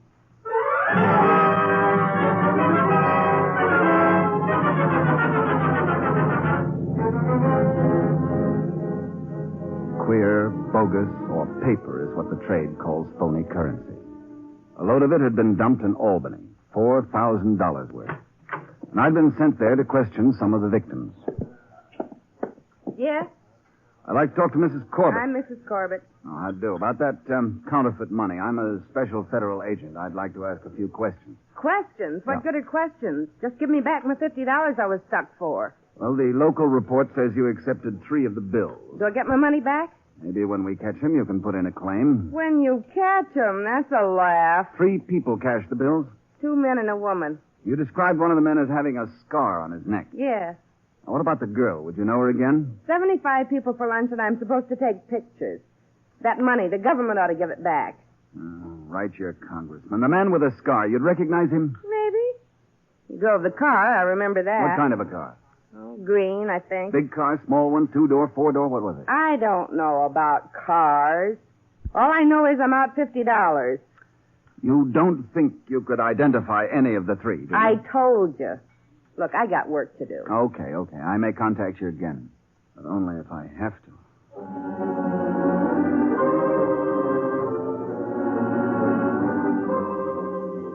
spent another 2 days in Albany gathering information. Then I checked into my divisional chief in New York City. All right, Sam, come in. Chalk up another take for him, Chief. Close to 5,000 in Albany, 10s and 20s. This is making me look silly, Sam.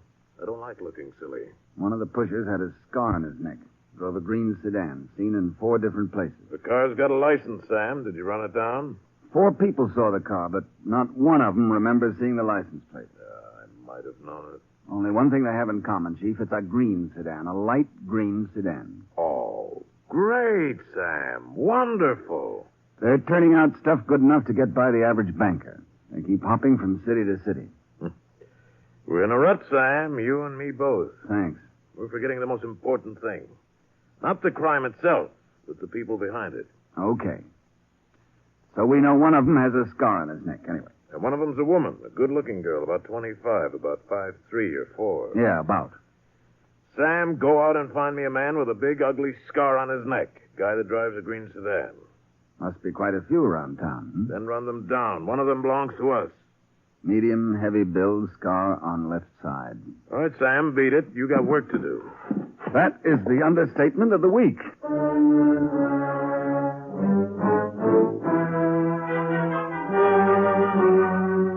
I spent the next 2 weeks in a maze of photographs trying to find the chief's Mr. Who. I tracked down every possible lead, but got nowhere. As a last resort, I contacted one of the characters of the underworld we lightly refer to as an informant. Got a match, mister? Sure. Thanks. Seen anybody around I might know? Oh, we're all right. We're looking for a guy with a scar on his neck. What's his name? We don't know. Think he's a New York boy? Last seen in Albany. What'd you want him for? Never mind that.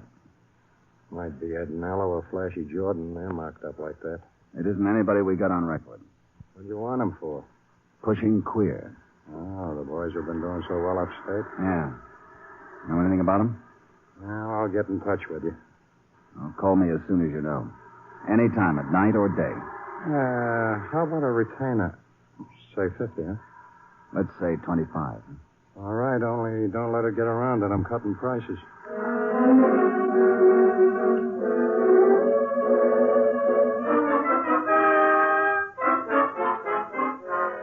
Maybe I was getting stale. A week went by and I was no nearer to anything. In the meantime, Washington sent down a half a dozen men to help out. We set up an elaborate protective system throughout the state. It wasn't functioning in time. They struck again before we were ready. Buffalo. They got buffalo. 6,000 phony dollars reported in already. They've got a smart setup, Chief. Well, ours is smarter. I want those men, Sam. The green car show up? No. Neither did the man with the scar. Our big lead, and he doesn't show up. Well, he's around someplace. How about your friend, Ted? Haven't heard from him yet. Well, maybe you better get in touch with him. All right.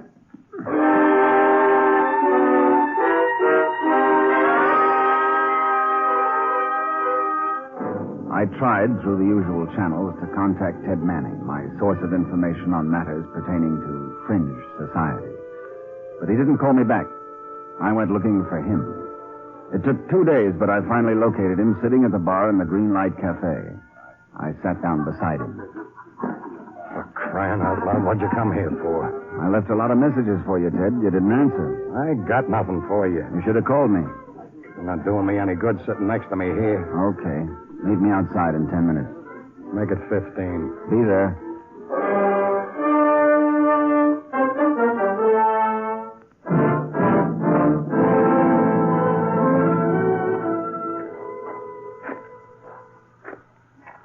Well, here's a good spot to sit down. I never even knew there was a park around here. You gotta look for these things. That guy with the scar. I checked all around town. 90% of my job is knowing when people are lying, Ted. Look, Mr. Courtney, you think I'd lie to a federal man? Who is he, Ted? Gus Manelli. Manelli. Name's familiar. Got out of Sing Sing about 7 months ago, armed robbery. Oh, I got him now, yeah. But as I recall, none of his pictures show a scar. He got cut up in a fight when he got out. Is he around town? I don't know. Are they working out in New York? It's like that kid in the beanstalk, Mr. Courtney. You start following it up, then you got an idea where it takes you, and you're back down in a hurry. And that's the way it was with this thing, huh? What I don't know, I can't talk about. Get it? All right. Just one thing. What's Manelli's part in the setup? Flunky. Errand boy. Where does he hang out when he's in town? So long, Mr. Courtney. This park air ain't good for me.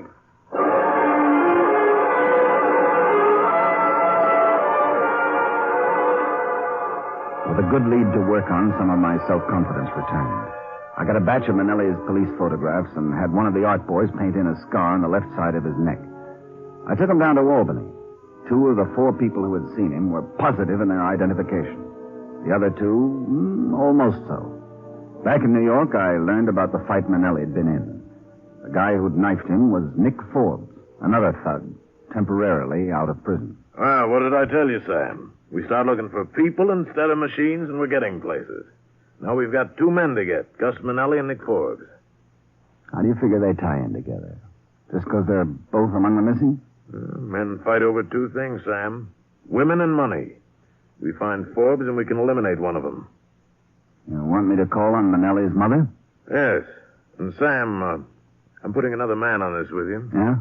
A younger man. Someone who isn't in a rut, you mean, huh? Just came in from Washington this morning. Nice kid, you'll like him. But? Who said any buts? A certain curl in your left eyebrow, said it?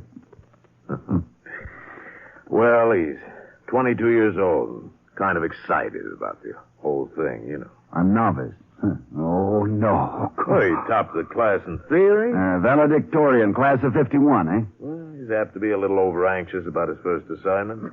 You might have to kind of hold him down a little. Where is he? He's out in the hall, waiting for you.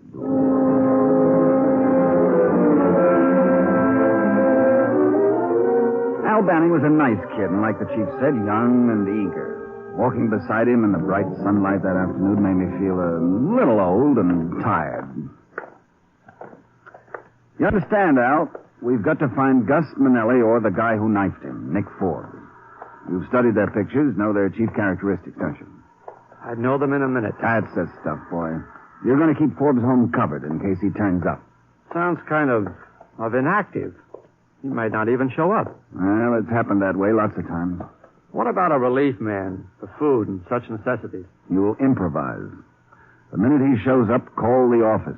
If he comes out before we can get there, tail him. Do the best you can. I don't want to brag, Mr. Courtney. Call me Sam, just Sam. I topped the whole class in shadowing. Oh, yeah, the class, yeah. I forgot the class.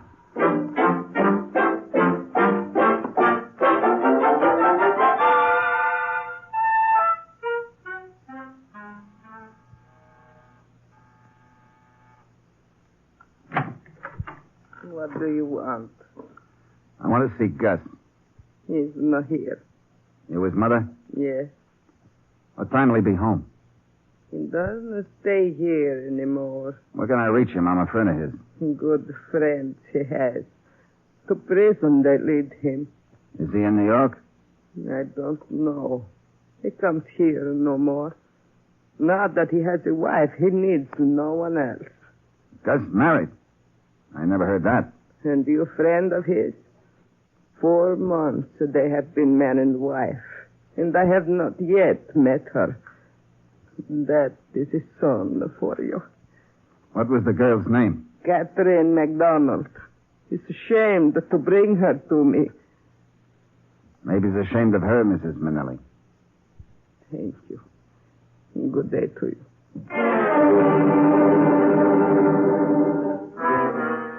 Like the song says, first there were none, then there was one, Gus Manelli. Then there were 2, Nick Forbes. And then there were 3, Catherine MacDonald. Number 3 had no police record, but we found out where she had worked, and some friends of hers provided us with snapshots that we converted into pictures. We sent a couple of hundred of these out to post offices and police stations in the state. One night, Al Banning, my young assistant, phoned me. Hello? Sam, I did it. Did what, kid? What's the matter? I had Forbes and I let him get away. What? He showed up at home a couple of hours ago. Why'd you call in? He He just stayed a couple of minutes and came out. He walked to the corner and hailed a cab. You lost him? I had him till he got to a place on Adelaide Street. Oh, what kind of a place? He went in and I covered the front door. About 15 minutes later, I heard a car pull away around the side. It was Ford. You're sure? Positive. He must have had the car planted there waiting for him. Al, I'm afraid to ask. Did you get the license number? N. Finelli, 71Y for Yale, 04. Good boy. Now phone it into motor vehicles and have them run a make on it. I did. I've got to call them back soon. Where are you now? Near the warehouse on Adelaide Street, where I lost Ford. What kind of a warehouse? Acme Printer Supply. Someone's still in the office. Shall I question them? No, don't do anything. Just wait there for me.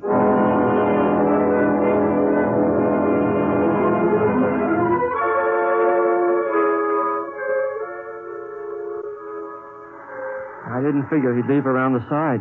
No, he must have picked up some paper or ink. I was stupid. I should have known. No, forget it, kid. The guy's still in there. Shall we go in and talk to him? No. He might tip him off that we're getting warm. Maybe he's on the level. We can't take any chances. Tomorrow you go in and find out if they handle AAA Pearson bond paper. The brand they're printing the money on now. He didn't show at home. I checked. All right. We've got things to do. The owner of the car. They should have it by now. Come on, kid. The night's young. Only 11:45.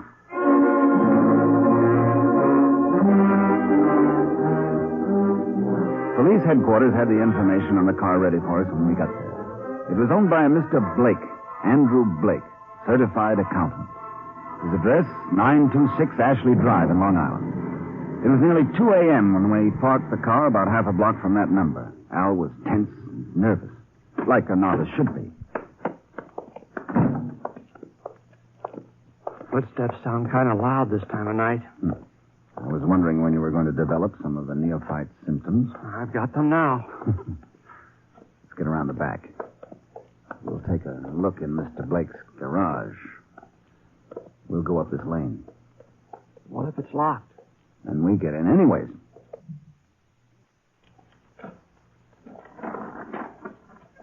Place isn't locked. Put your light on. Here's the license number. N. Nellie 71 Y Yale 04. This the car? No. I don't get it. This car hasn't been out of this garage for 3 months. Tires are flat. I tell you, that's the license number. I saw it. But this isn't the car, huh? No. Maybe the plates were taken off and put back. You see the rust on these screws? These plates have been where they are for a long, long time. I wrote it down right away. I tell you, it's the same number. Sure. Let's go.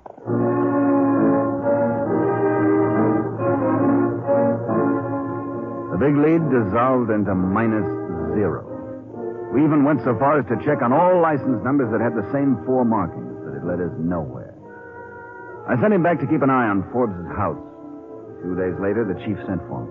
Sam, I've taken Al off Forbes' house. I put someone else there instead. All right with me. He asked me to let him follow a couple of leads of his own. You don't mind, do you? What for? It's 10 years since I sulked over something like that. Yeah, the boy's made some interesting discoveries. So that's what this has been leading up to, eh?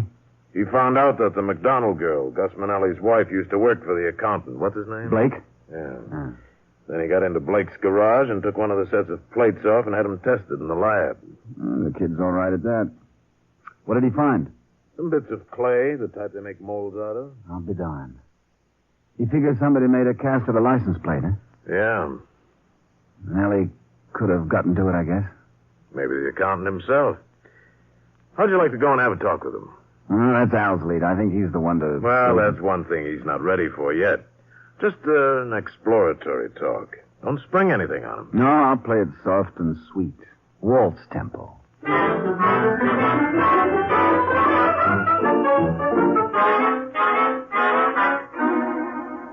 Mr. Blake, CPA, faced me across his desk. He was a thin, wiry, nervous little man. The secretary said you were a federal agent. Yeah, that's right.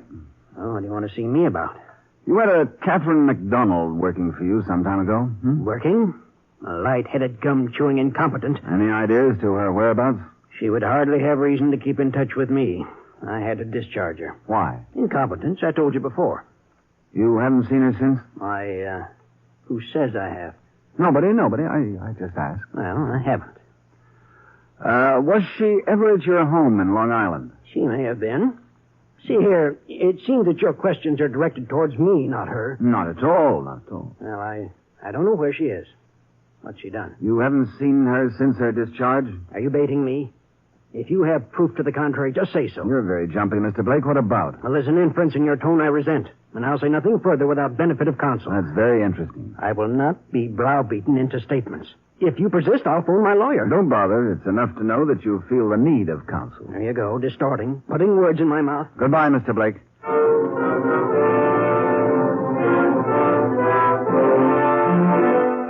Sometimes high-strung people react like Mr. Blake to any law enforcement agent.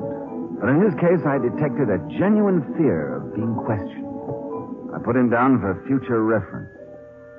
I just settled myself for some sleep that night when the telephone rang. Hello. This is Al. Oh, who else phones this time of night? Did the chief tell you about the Acme Paper Company handling AAA bond paper? Yeah, 3 days ago. You phoned to tell me this. Huh? Not exactly. What I really wanted to tell you was that I've just taken my date home. My pulse is racing madly for you.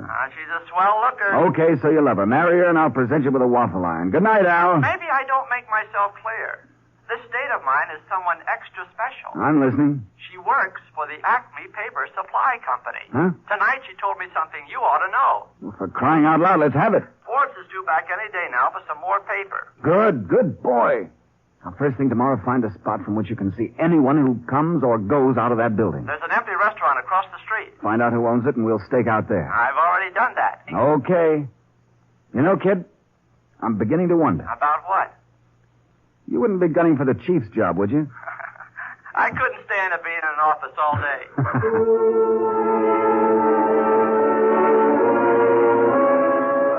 Next day, I joined Al in the empty restaurant. Everything had been removed but the smell of stale grease. 4 days went by. We took turns sleeping. Always one of us was stationed at the window looking out. It was late afternoon. From the buildings nearby, workers were pouring out to try and grab that seat on the subway. I wonder what it'll be like to eat a warm meal again, Sam. Oh, it goes a lot longer than this sometimes. 11 days I sweated it out once. It was down in... 4 more days, and I'll land in Bellevue. Huh. Sam, come here. What is it? That car around the side of the building, the green one. Forbes. That's not the same car I used last time. But the license number's the same. N71Y04. Switching plates. Put them on different cars. Oh, that's an old trick. He's coming out the front door. Car's around the side, but he's coming out the front door. We'd better do something quick. He'll get away again. Hold it. He must have left a spotter on the corner to see if he's being followed. Look, she's coming towards him now. You know her, Al? Take a good look. Gus Manelli's wife. She's giving him the okay sign. That's our cue. Get ready for some fancy tailing, kid.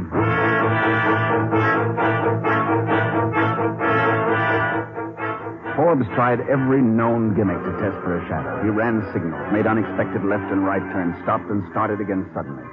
I kept up with his crazy maneuvers. I'd been at this sort of thing longer than he had. At last, he was satisfied that he was in the clear. He headed for Brooklyn. When he got there, he stopped in front of a little Italian restaurant. We pulled up half a block behind them. Forbes locked the car, and he and the girl went inside the cafe. I couldn't have followed him 5 blocks. This comes under the heading of postgraduate work, my boy. I could sure go for some food. Some other time, maybe tomorrow. Maybe we should pick them up now. Supposing we lose them. Such optimism I can do without. These people are going to lead us to the printing plant. And the plates. That's the trouble with you youngsters. Okay, Dad. Don't okay. you dad me. I can still... What's the matter? You know what, kid? We may be up most of the night. How'd it be if I caught a few winks now? Go ahead, Dad. I'll wake you.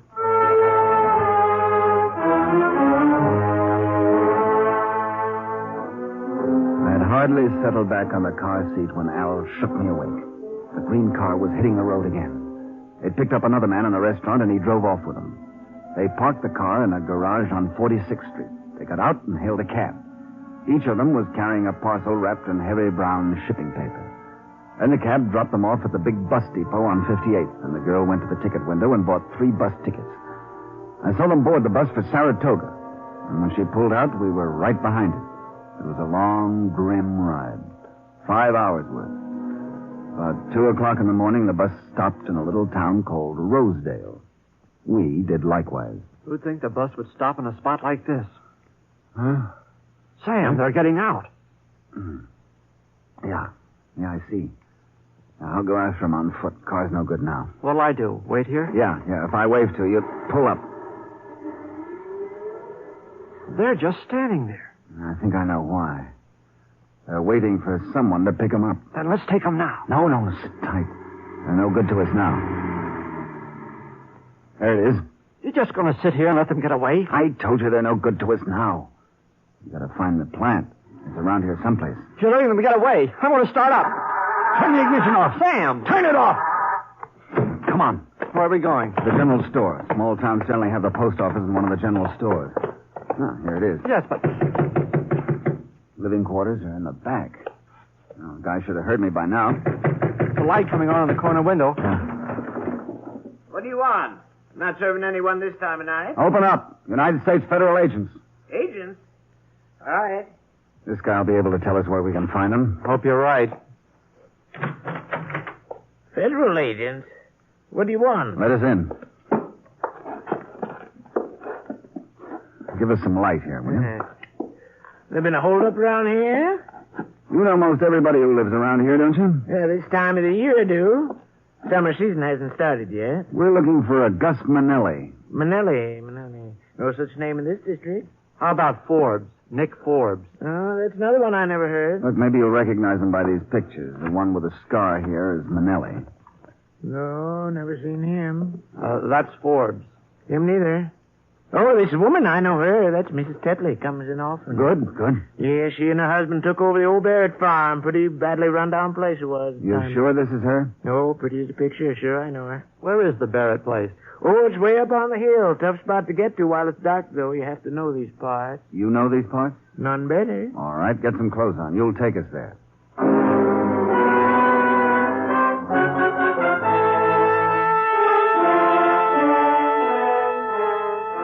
He was a reluctant guide, but a good one. In half an hour, we were sneaking up a dirt road in the hill above the town. Near a clump of bushes, he told Al to stop the car. That's where Mrs. Tetley lives, down the hill through this brush. It's kind of chilly. Yeah, 2 hours before sunup. Gets cold up here. Some steep drops around here. Better not move around before daylight. You better go back now. We'll pick up the car later. Anything you say, but it's a long walk back to town.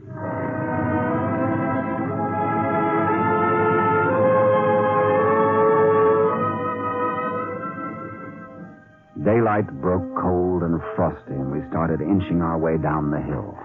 It was a tough trip for a guy who'd been spending too much time in the cities. By 8 o'clock, we were close enough to get a good view of the farmhouse. I never knew a guy could be so cold and still be alive. Someone's coming out the front door now. I think it's Forbes. It is. Another couple behind him. Well, lots of company.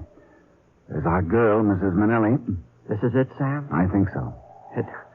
It's a little exciting. My first, you know. Instead of a chill, you got a fever now, eh? Uh-huh. They're going into another building around the side. Let's work our way down. That'll bring us in pretty close. Oh, we'll be all right. They think they've got the world by the tail. They thought they perfected it. Yeah, they all do. Stop. We'd better. We're almost on top of them. Listen from that window. A printing press. Oh, brother, that's music to a weary agent's ears. John, here comes Mrs. Manelli with a tub. Ready to hang out her wash. Real domestic-like. Let's move in a bit.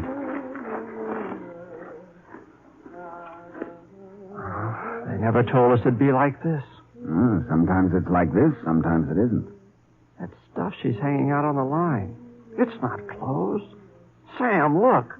Uncut counterfeit currency. She's hanging it out to dry. Yeah. I wonder who's behind this operation. Behind it? You see them in front of your eyes. You kidding? These guys are workhorses. The guy who does the thinking is just getting into some office in some swanky building right now. We're just going to stand here? No. One of us is going back to town and call the chief and bring in a raiding party. Oh, my pulse beat. If a doctor were to take it now, he'd give me oxygen or something. Should simmer down on your way back to town, Sonny. Okay, get moving.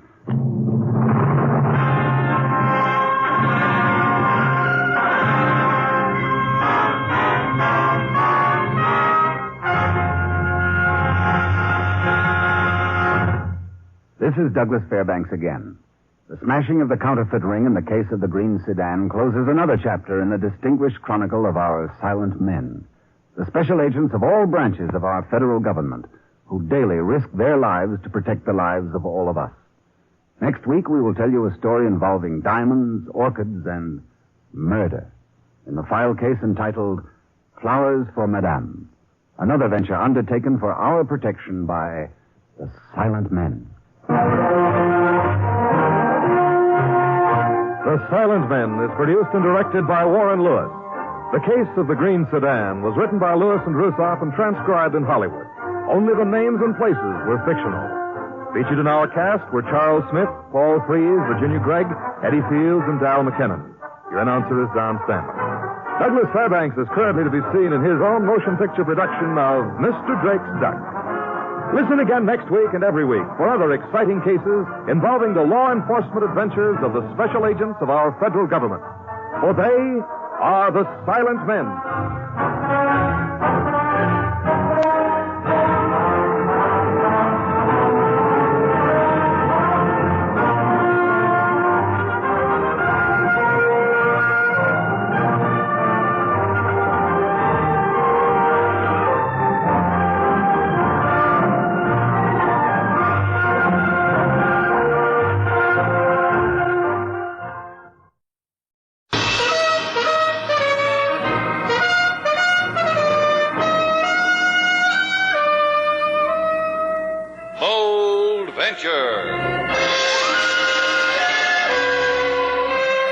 Adventure, intrigue, mystery, romance, starring Humphrey Bogart and Lauren Bacall.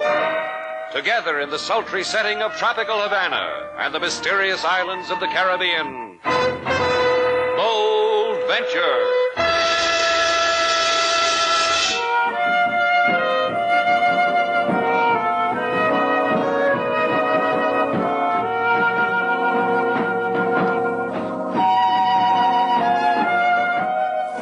Once again, the magic names of Humphrey Bogart and Lauren Bacall bring you Bold Venture and a tale of mystery and intrigue.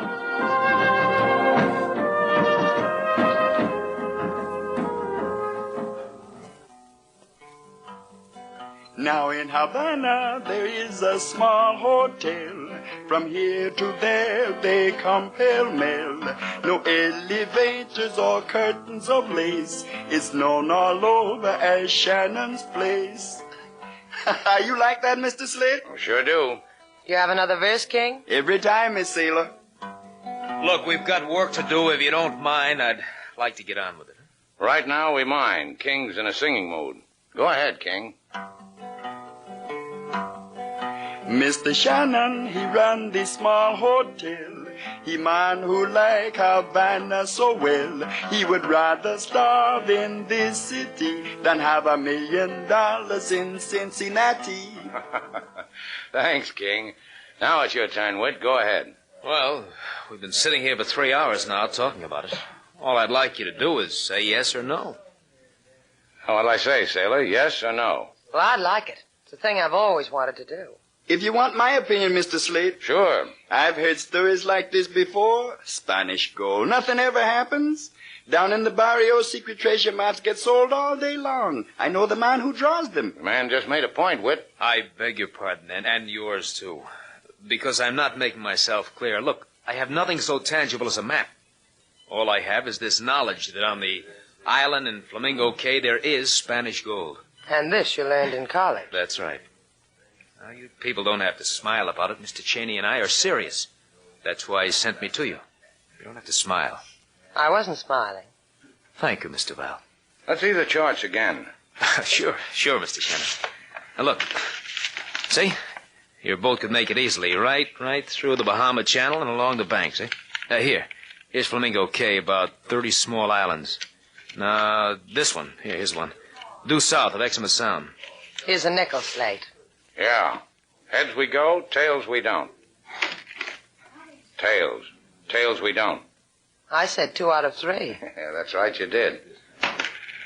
Heads. One more. Heads. Heads we go. We'll start in the morning, Whit, about 6. Oh, that's swell. I'll see you then, huh? I don't think I'll be able to sleep. You won't be sorry. Take it easy, boy.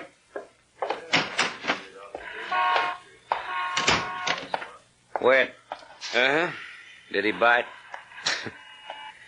I learned a word for his type in college. Sucker.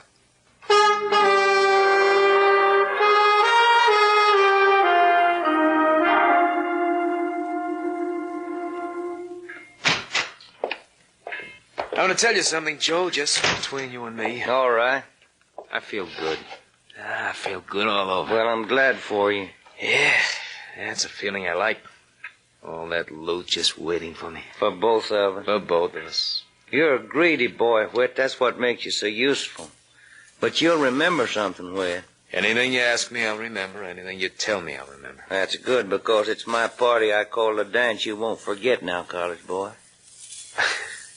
Joe, tell me more about yourself. Tell me again how a man like you comes on a dream like this. Yeah, I had me a boat once. I tore the insides out of it on a coral reef in Flamingo Cay, and I got ashore. It is like you said, the stuff that glinted on the beach wasn't just sand. You make me young again, Joe. It just lay there teasing me, pirate salute whispering to me in the sun. Then a shadow come over it, a guy and his wife. Mr. and Mrs. Mark Bryan? Yeah, college boy, Mark Bryan and his wife. He told me the island belonged to them. He told me don't touch. He told me fix your boat and go away. I went away. But he won't do that to us again, will he? College boy. And our sucker, Slade Shannon. And that pretty dream that hangs on him. What do we do with them, Joe? We use them. Then we lay a Spanish doubloon on their foreheads so they shine in the sun. So the seagulls can find them. Oh, thank you, Joe. I can sleep now.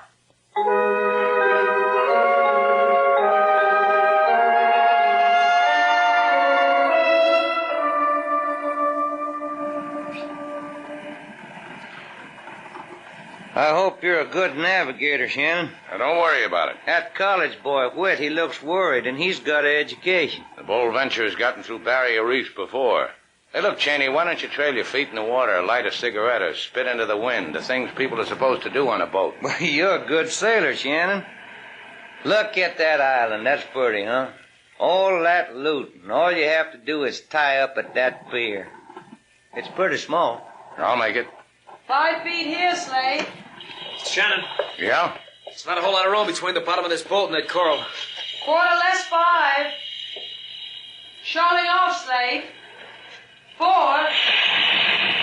Easy.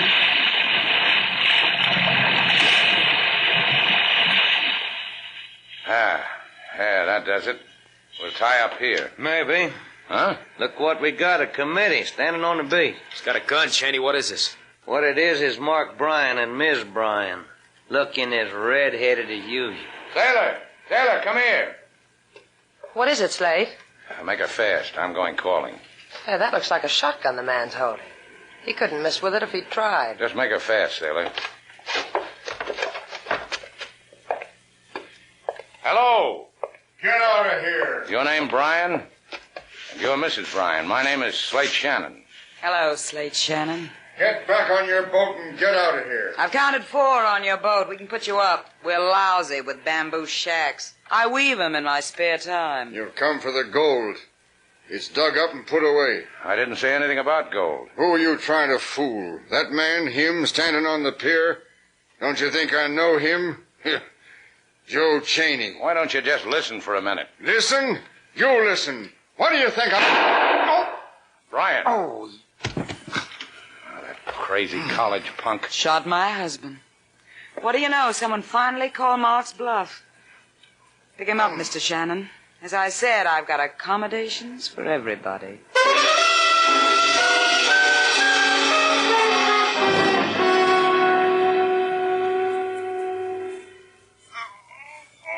Sorry, Mr. Bryan. It's all right, my boy. I don't expect you to mend me without some hurt. One more twist of bandage and you... You know, you're good, Slate. If I'm ever shot in the shoulder, if I'm ever hurt, remind me to call you. Yeah, I'll do that. 2 weeks and you'll have your shoulder back, Mr. Bryan. You want me to be grateful? Shall I kiss the hands that heal me? I think we could bear it. Don't misunderstand me, you two. It's only that for me, the difference between living and dying is very slight. I rather wish your friend had potted me into eternity. I'll go get your wife, Mr. Bryan. No. Leave her there with her newfound excitements. 2 new men. That can make Lucy very happy. See? This occasion is a rare delicacy for Lucy. Life with me on my island bores her. It's bored her for 12 years. You could have taken her away. Anywhere in the world she wanted to go. And maybe she'd be with you on your hit. You mean the gold? The gold you and your friends are so hungry for? You're quite right. I could have used it for that. But I have no taste for it. Then this wasn't a college boy's fairy tale. There is gold here, Mr. Bryan. Enough to make all men kneel at your feet, Miss Duval. I need gold for that, Slate. You heard what the man said. Then listen more to what I say. This is your fee for probing in my shoulder, for trespassing on a world I meant to keep for myself. Wash up, Slate. Get your money and let's get out of here. Not money, Miss Duval. A suggestion. I suggest you and Mr. Shannon take your friends and get off my island. I suggest you forget its existence. I suggest you will never find what you're looking for. Except that. Except the sound of death. Good night, you two. Sleep well.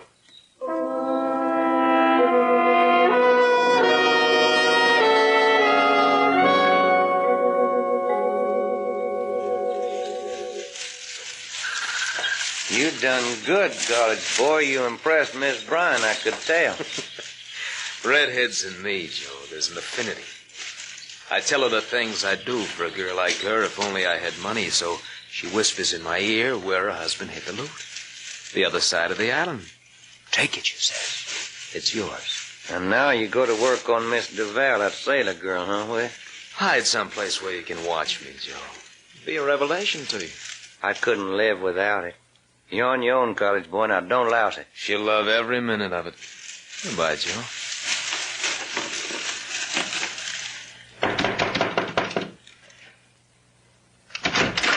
Oh, it's you. I thought You have the look of a girl who's sorry she's alone, Mr. Val. As if you were waiting for someone to knock at your door. But not me. Right again. Not you. Mr. Shannon. Slate said he wanted to look around the island. Maybe you'll go find him for me. No. We've had a nice chat. Good night. You dislike me for shooting Mr. Bryan? I'll find other reasons. Give me time. Anything you ask, Mr. Val. I thought that if you're really tired of being alone, we could go for a walk. Tropic moon, the surf. Sometimes a girl wants things like that. Go beat on another shack, college boy. I've got strong sales resistance. Even with this gun in my hand? It could shoot your resistance full of holes, Mr. Val. It could. Why don't we walk, Mr. Val? You and I.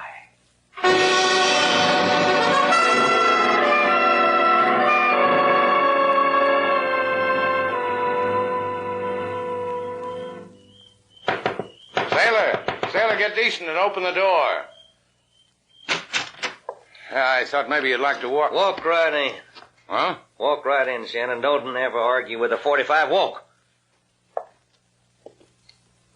Good. Turn around, Shannon. What did you do with Sailor? Bite your lip, kid. Bite it hard.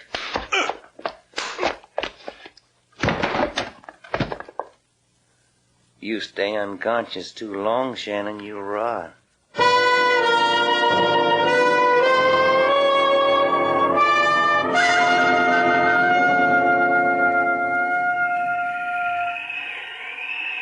Come on.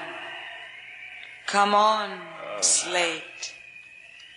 Oh, you'll have to do better than that. What the...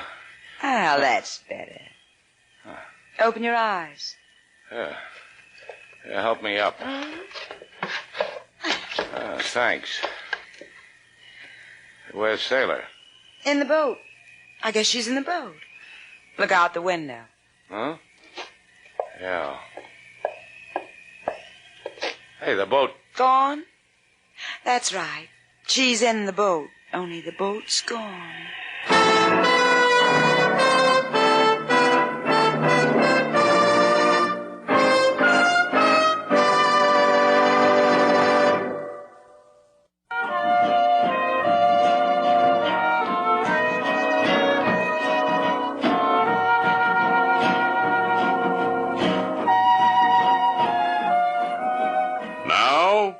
To Bold Venture, our stars Humphrey Bogart and Lauren Bacall, and the second act of our story.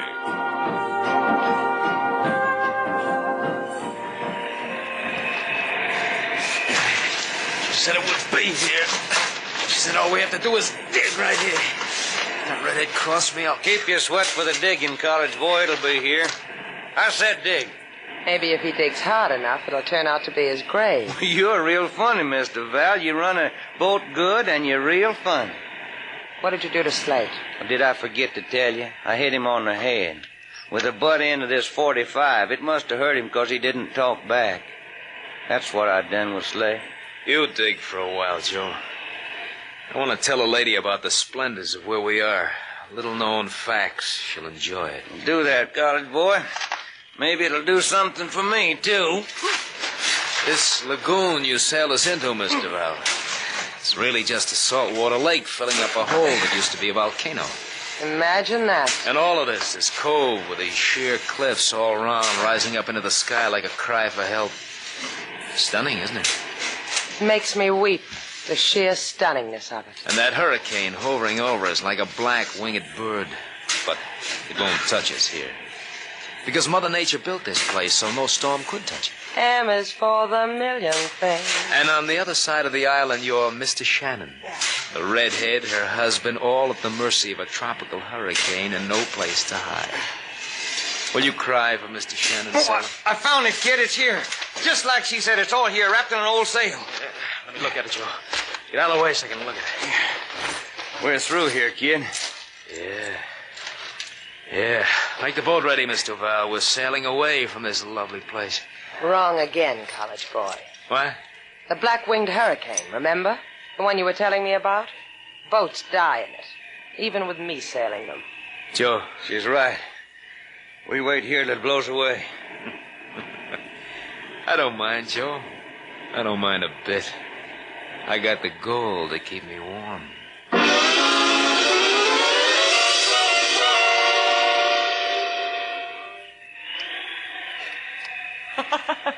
And the whole thing strikes you funny. Well, consider it, Shannon. Look at it the way I do and join me in a big fat laugh. Yeah, I know. It's about your husband. You're getting a reaction from his shoulder wound. Him? Lying in our shack, drinking up all this tropical paradise? Him? Nope. You want to know what makes me laugh?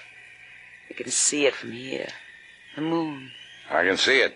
A fire moon, a hurricane moon. Hey, look, Mrs. Bryan. It's an intimate time. Say, Lucy, I'll answer you. Where did they take Sailor? Lucy. Where did they take her, Lucy? Now we're intimate and you worry about Sailor.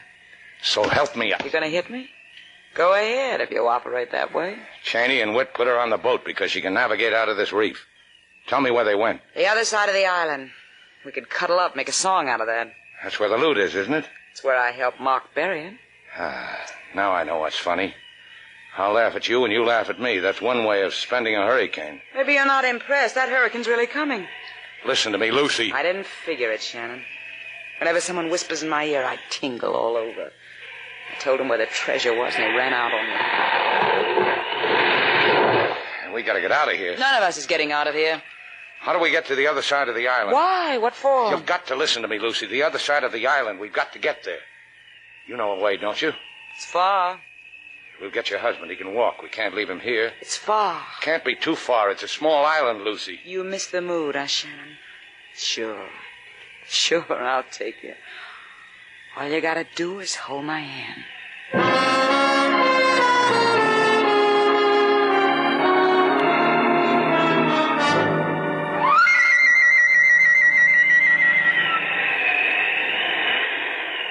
You know something, Joe? What?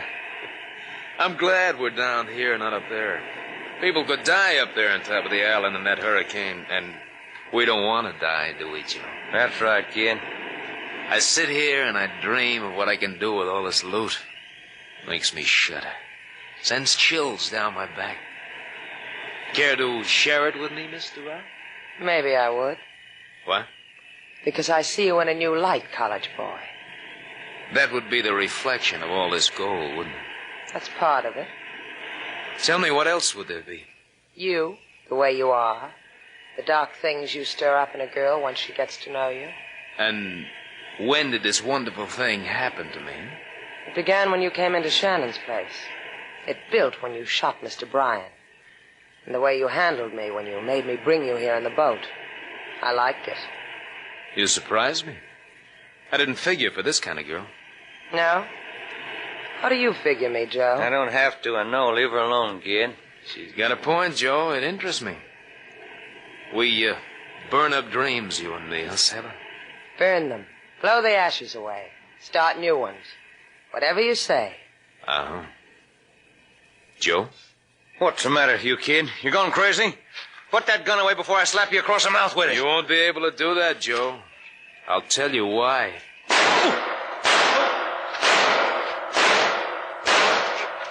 Oh, you filthy... No! That's why, Joe. Brush your cheek against mine, sailor. I'm in love.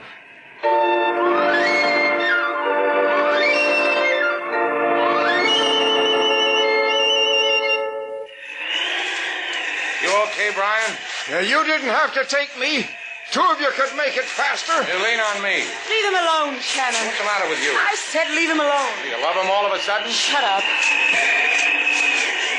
How much further? We'll never make it. Never. Down that crater. There's a passageway that leads to the other side. Then we can... That tree! Watch out! Mark! Help me with him. Help me. No, it's no use. Help me, will you? I can't. I can't budge the tree. Mark. Come on, Lucy. You can't help him. Lucy. Get out of here.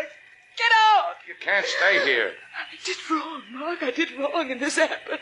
It's my fault, Mark. It's mine. He's dead. No, it isn't my fault. It's your fault, Shannon.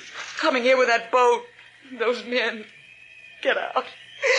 Get out, will you, and leave me with my husband. The wind's dying.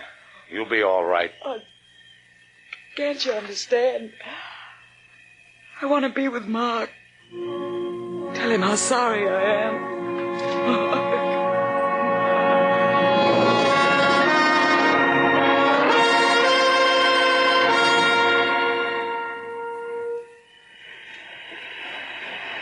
Wind's just about gone, sailor. Let's go see all those pretty places we were going to see. Maybe we ought to stay around for a while. Maybe the hurricane will start up all over again. No, it never does. Let's go. I think we ought to wait. Come on. Give me a hand with this stuff. Wit. Come on, I said. Look at it, baby. How much you think there is there? I wouldn't know. It'll be enough for what we want it for. That's a happy sound. Wait a minute. Well, what do you know? Look what the storm blew in. Slate. Slate Shannon, trying to be quiet as a mouse. You're clumsy, Mr. Shannon. Try it with your hands in the air. You all right, sailor? Yes, she's fine. I'm going to have to tell you something, Mr. Shannon. You're going to have to die. I'm going to have to kill you. Let him be, Wit. Just let him be. I asked you something, sailor. I asked you if you're all right. You didn't tell me. Slate, Don't come near me. He'll kill you. No, you're wrong. I won't kill him. You'll kill him. You're fond of me, remember? Here, take my gun. Go on, take it. That's right. Now shoot him.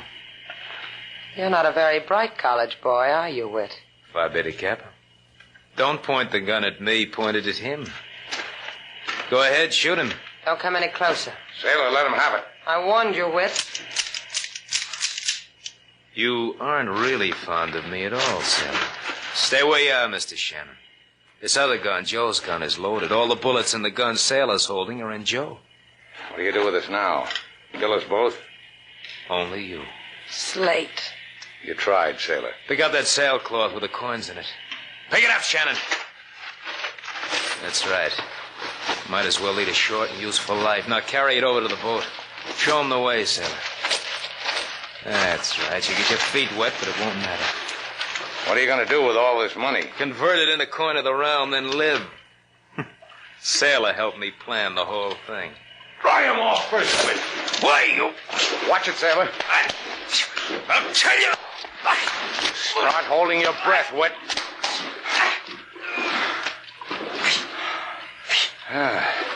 What do you know? Short-winded. Slate, you'll kill him. Don't suggest anything, Sailor. Let him up. See? I let him up. He's breathing, too. Maybe they'll put a stop to that in Havana.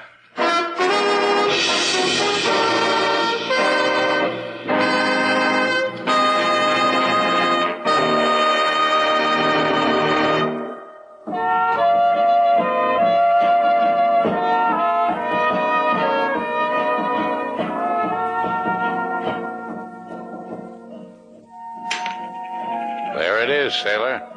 It's pretty. Piece of 8. We go on a treasure hunt and we come up with one crummy piece of 8. Mrs. Bryan said you could take all you wanted. Well, this is all I wanted. Flip it. What for? Well, it's night. I want to go for a walk on the beach. You never want to take me. All right. Heads, I'll take you. Tails, I won't. Tails, I won't. 2 out of 3, Slate. Oh. Tails again. Sailor. Uh-huh. 3 out of 5. Isn't that the way we play it?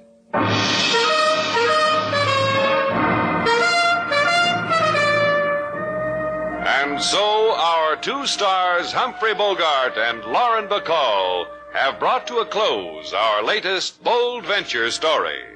Special music was composed and conducted by David Rose. May we invite you to listen again next week at this time for another exciting adventure starring Humphrey Bogart and Lauren Bacall together in Bold Venture.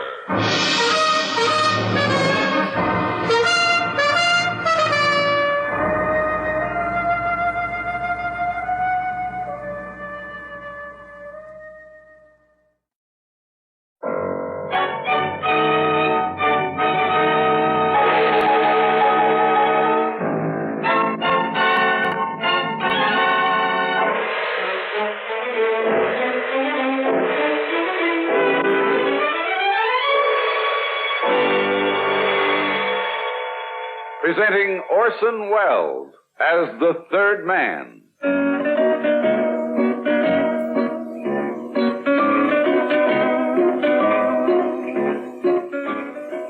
The Lives of Harry Lime. The fabulous stories of the immortal character originally created in the motion picture The Third Man, with zither music by Anton Karas.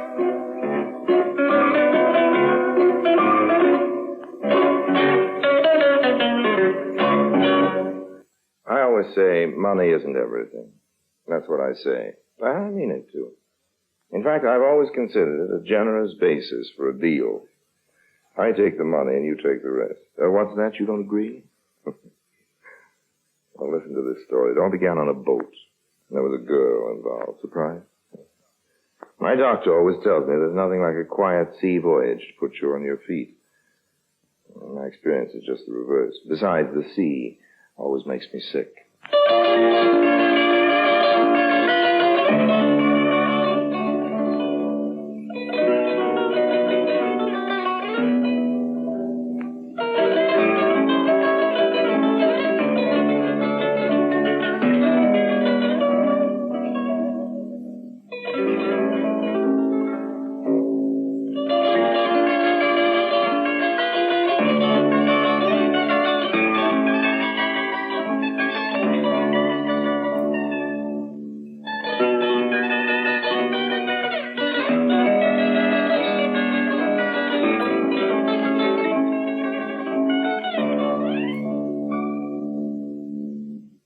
And now, Orson Welles as Harry Lime, the third man in Cherchez la Gemme.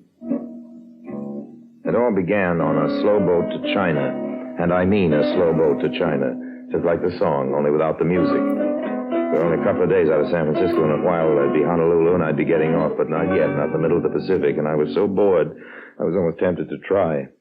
That's how come I paid so much attention to that couple. They're just another married couple. He wasn't much, face very pale, that's about all you could remember, but his young wife had a very attractive manner, among her other assets.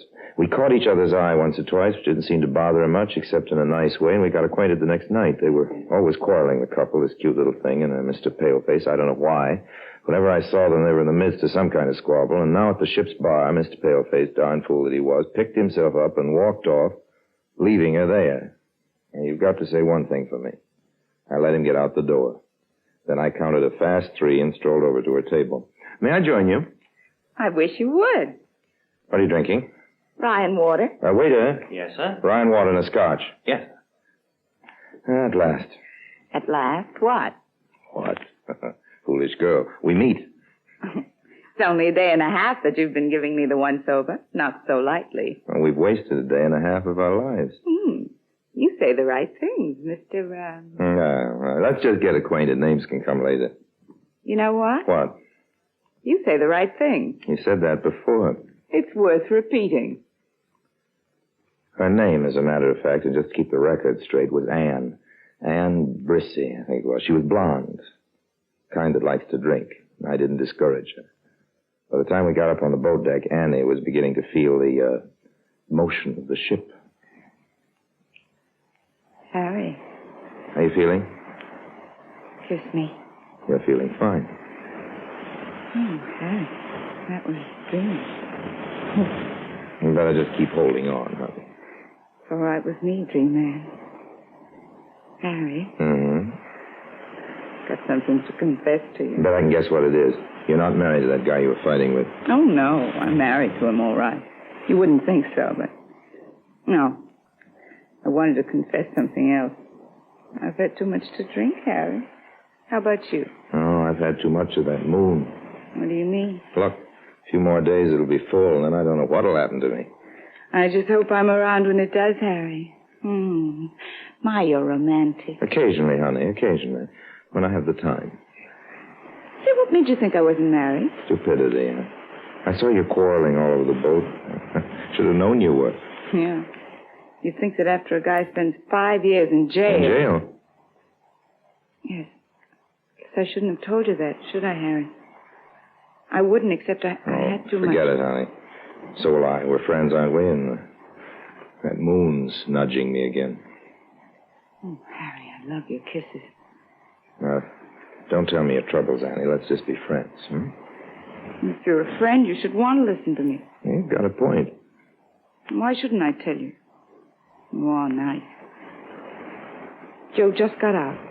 And we're heading for Honolulu to try to find his old pal, Ed Jameson. They pulled a job together. Joe was caught, but Jameson got away with $75,000 in jewels. That's very interesting. Keep it to yourself, Harry. Oh, sure. Joe's very suspicious and he can be mean. My middle name is Mum.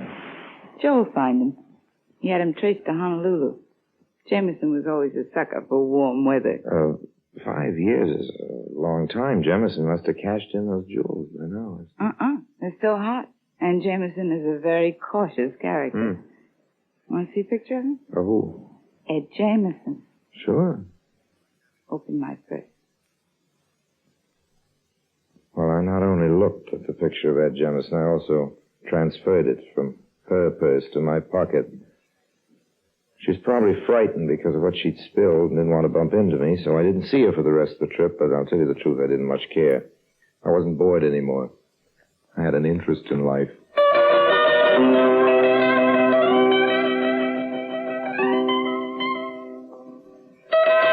When we got to Honolulu, I didn't waste any time taking in the sights. I knew Joe Brissy wasn't wasting any either. And first come, first served. No, I never seen this man's face before. Well, take another look. I looking. You're positive now? Sure. He never in my barber shop. Sure not. Well? No record, man. Hmm. But I sell to so many people and face. I remember merchandise they buy, no face. I checked with I don't know how many people and places, but Ed Jemison didn't get around much, apparently. I was beginning to wonder if this wasn't a wild goose chase. The fifth night of my search, I was resting my tired legs in my hotel room and thinking despondently of $75,000 worth of jewels when... come in? Harry Lime? That's right. I guess you know me. Well, I've seen you, but I wouldn't say I know you. Stop playing games, kiddo. I said I don't. I'm Joe Brissy, the husband of the babe you got tight with on the boat. It's a habit of mine to get tight with wives. Which husband are you? I mean, which wife was yours? A wise guy, huh? Listen, you. I carry a gun and I'm a nervous guy. Interesting, but not important. Why tell me? In asking around for Jameson, I heard somebody else was asking, too. And I know Ann talks too much when she drinks too much. So you twisted her arm? In a manner of speaking. See this? Is it a gun, Papa? You'll stop looking for Ed Jameson or one of these little slugs will get in your way. I see. I do have some dope on Jameson. Cut me in, I'll tell you. I won't cut you in and you'll tell me. Only if you cut me in, oh boy. There's a silencer on this gun, Lime. And I'm counting till 3. 1, 2... You really would shoot me. Okay, old man. Yesterday he was seen surfboard riding in front of the Royal Hawaiian Hotel. You lied through your teeth, kiddo. Jameson has a bad ticker. He can no more ride a surfboat than you can pull a fast one on me. Now listen here, Mr. Lime. Remember what I said. Lay off or you'll be a man with a bullet hole through his head.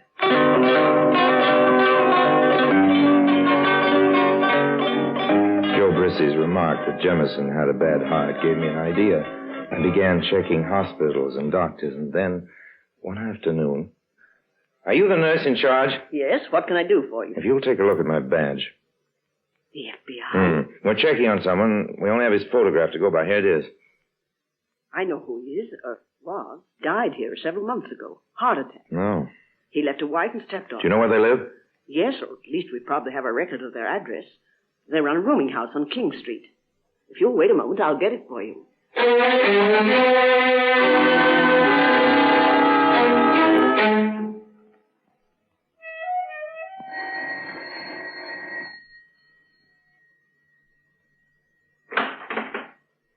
Yes? I'm looking for a room, and I happen to see your sign outside. Won't you step in? Oh, thank you.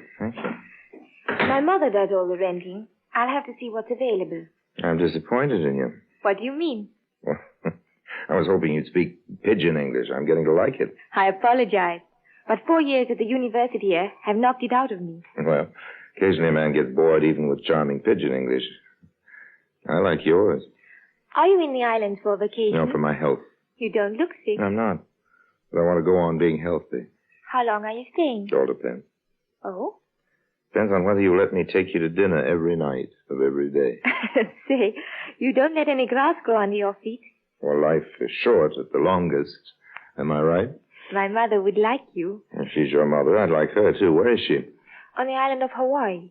Our family is having a luau, and I'm joining them tomorrow. What's a luau? I forgot you knew here. It's a feast. Well, now, isn't Mauna Loa erupting on Hawaii? Yes, but our family doesn't live near the volcano. You're part of Hawaiian, aren't you? My father was Scotch.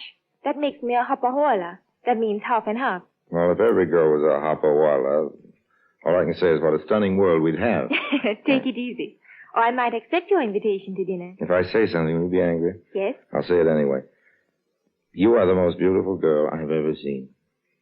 Are you engaged? No. Married? No. Boyfriend? Several.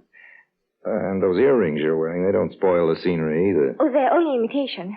Naturally. I wouldn't expect them to be rubies or anything like that. Though they do cost a few dollars. You don't say. Uh-huh.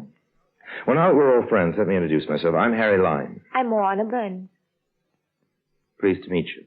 Likewise. Moana. Were you named after... Yes, Moana Loa. That's right. Give me a volcano every time. But I'll take you and leave Moana Loa to the sightseers. But Moana Loa is much more exciting than I am. Impossible. Let me pay you a compliment, too. Renting you a room is a positive delight. Don't answer it. Business is business. And fun? I still haven't accepted your invitation to dinner. What can I do for you? I want to rent a room. Come in, please. Sure. If you two gentlemen will just wait here, I'll go upstairs and see what we have. You didn't take my warning seriously, did you, kiddo? Can't a man look for a room? When he's living in a hotel? Too expensive. Funny that you should just happen to pick the family Jameson was married to. Yeah, I see you have all the information. All of it, kiddo. And now here's where your information won't do you a bit of good. I'd put that gun away if I were you, Mr. Brissy. But you ain't me, Mr. Lime. That girl's had a good look at you. I'll take care of her. In the meantime, so long. Forever, kiddo. This is a rooming house. People are around. I don't hear them. They won't hear me. So I once told you there's a silencer on this gun. Let go! Why, you outcast! What's going on here? What are you doing with a gun, Mr. Lime? It happens to be his. I just removed it from him against his will. Get up, Mr. Brissy. What happened? Well, as soon as you left, this character began mumbling to himself. Before I knew it, he'd whipped out this gun, put it to his head. Mister, what do you want to commit suicide for? You're a fool. Don't you know there's as much to worry about down there as up here? Now beat it before I call the cops. Next time you think you have trouble, ask the first person you meet about theirs. Poor chap. What's the matter, Moana? Oh, I don't know. Just seen that gun and... Oh, he'll be all right. Tell you what, let's have lunch together, too. I'm starved. All right. Is there room for me? I want to wash up. Room 210, upstairs to the left. How much? $2 a day. Make it 3. I'm happy. 2. But I'll order an extra dessert. Fair enough. And, Moana. Yes? Get that look of fear out of your eyes. It's all over now. Besides, I like my girls to look happy.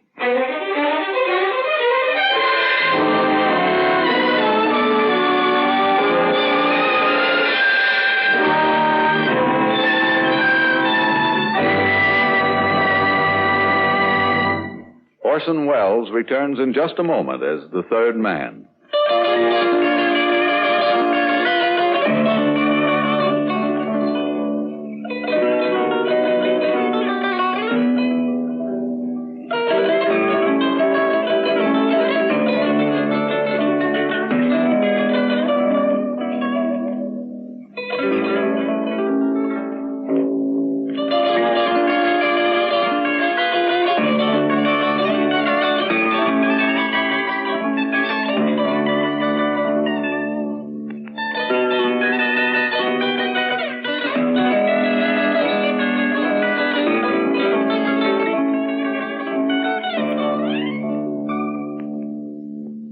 And now Orson Welles as the third man continues with Cherchez la Gemme.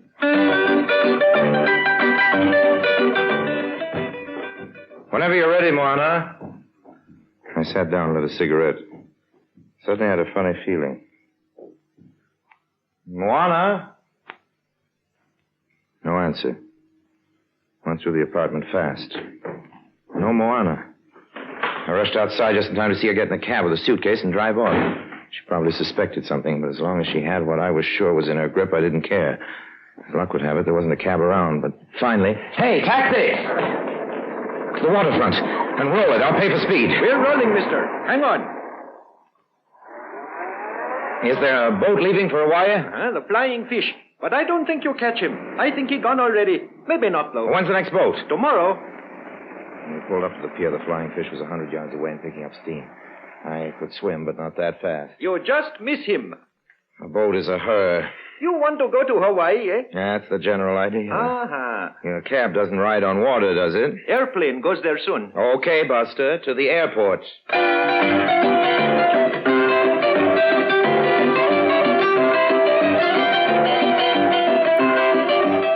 The plane wasn't leaving for a few hours, but it had still beat the Flying Fish to a wire with plenty of time to spare.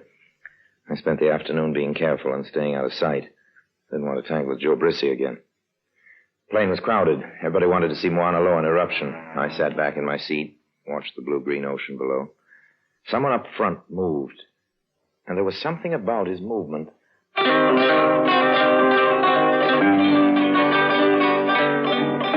it was Joe Brissy. He pretended to be asleep. Well, I knew then that this character would have to be taken care of.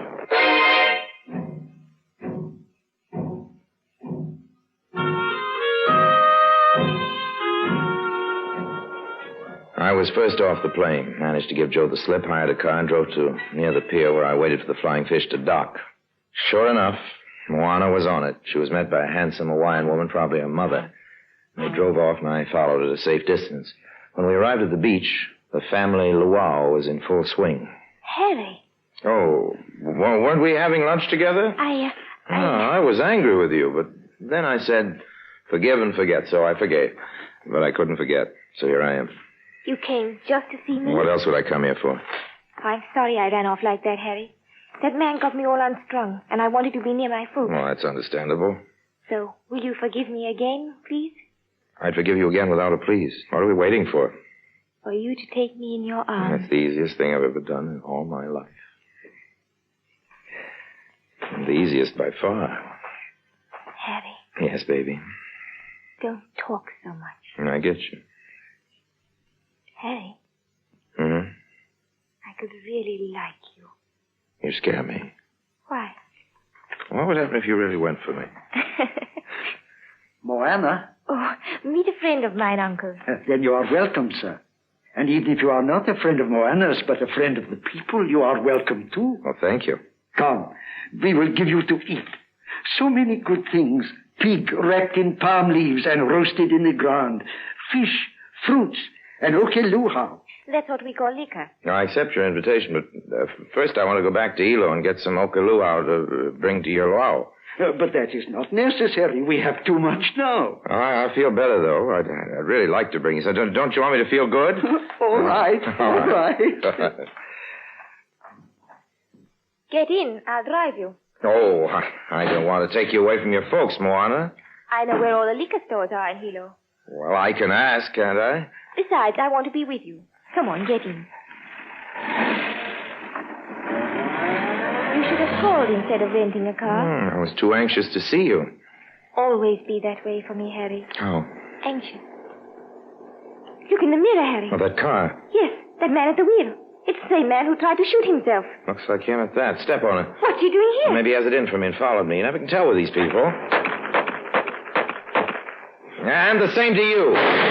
John, Harry. Oh, I'm only doing unto him as he would do unto me. No, hold on. There's a sharp turn ahead.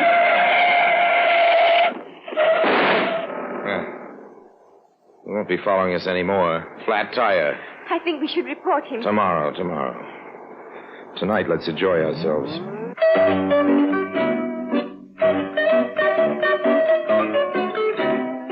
Hey, you just passed a liquor store. Did I? Where are you going? I don't really know, Harry. Hey, stop the car. No. Stop it, I said. All right, let's hear it. What's the idea? My suitcase in the back of this car is the idea, Harry. Oh. So you saw me put it there? Yes. And the man who followed us. He was after the same thing.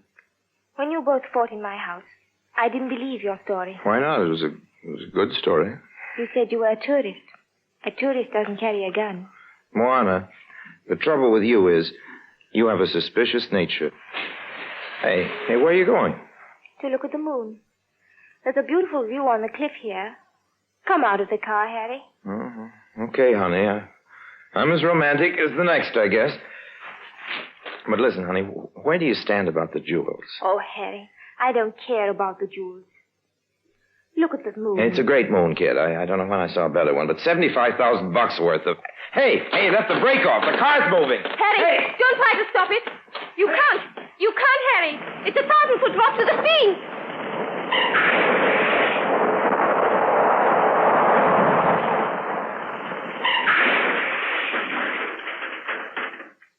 Phew. That was a close one. I almost went over with it. But you managed to... I managed to save this. At the risk of my life, I grabbed at the back seat, and this is what I came up with. A half bottle of scotch. Hey, you didn't tell me about the scotch. You didn't tell me about the jewels. Now they're all at the bottom of the Pacific Ocean. That's all right. The car's probably insured. Oh, the car's probably insured, so everything's fine, isn't it? Well, what about the jewels? We can't just stand here. All right, let's sit down. Moana, honey, $75,000 of your money, it was as good as money, just fell into the sea. But it wasn't mine anymore. You'd take it. Sure, but we could have worked something out. Sit down, Harry. Here, next to me, and stop worrying. The trouble with you is you haven't been long enough on these islands. What happens if I stay? See the path of the moon, Harry, sparkling on the water? Those are the real jewels. A lot more real than those other things. You know what I think? I think you slipped that brake intentionally. I think you're just crazy enough to do it. I hated them. Really, I did. My stepfather only told my mother about them the day before he died. And then we would have turned them in, except that we were afraid. We didn't know what to do. We didn't want to bring shame on his head. He had been good to us. Well, your stepfather was a crook, honey. Not in his heart. In his heart, he was a good man. Like you. Oh, Harry, I wanted us to go on liking each other. That's why I let the car slide off the cliff. Honey, $75,000 wouldn't make me like you any less. But you... Okay. I haven't been on the islands long enough. Don't you think you ought to kiss me, Harry? Either that or toss you in after the car. Oh, Harry. I'll settle for the kiss. But first, give me some of that scotch. I need it. To give you courage to kiss me? No, to cheer me up after the shock of losing all that dough. Harry, look at the moon. Look at me. We're the real thing, not money. Money can't buy you health or happiness. No, but I like to have it around so I can choose the type of misery that's most agreeable to me. Okay, Moana, I know. I know when I'm licked.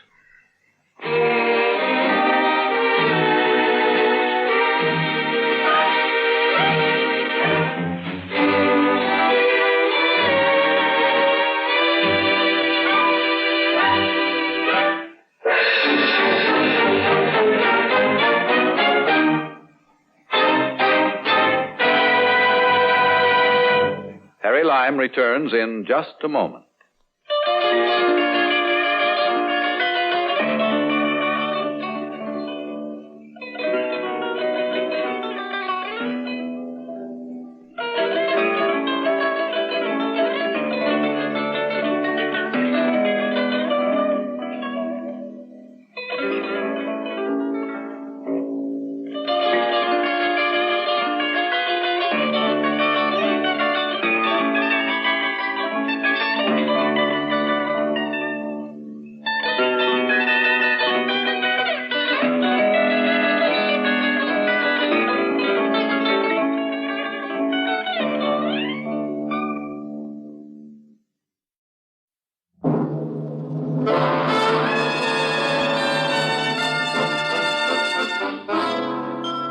Dangerous Assignment, starring Brian Donlevy as Steve Mitchell.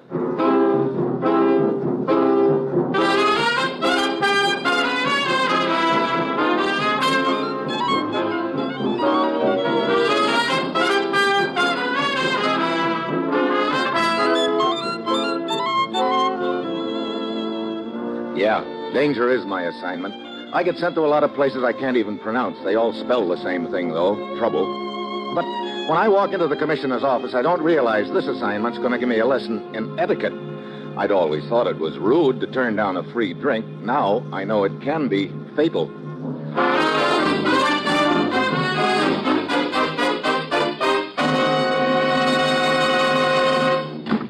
morning, Commissioner. Ruth said you had an assignment for me. I do, Steve. Ever done any bullfighting? Bullfighting? Well, I've shot a little in my time, but never fought any. Why? Your plane leaves for Madrid, Spain in 1 hour. I'm flying to Spain to do some bullfighting? And me without even a cape. Steve, ever hear of Dr. Wiecek? Wiecek? Sure. He's the greatest European scientist alive today. What about him? Right now, we're not so sure. That he's the greatest European scientist? No, that he's alive today. What? Steve, Dr. Wiecek's field, as you probably know, is electronics.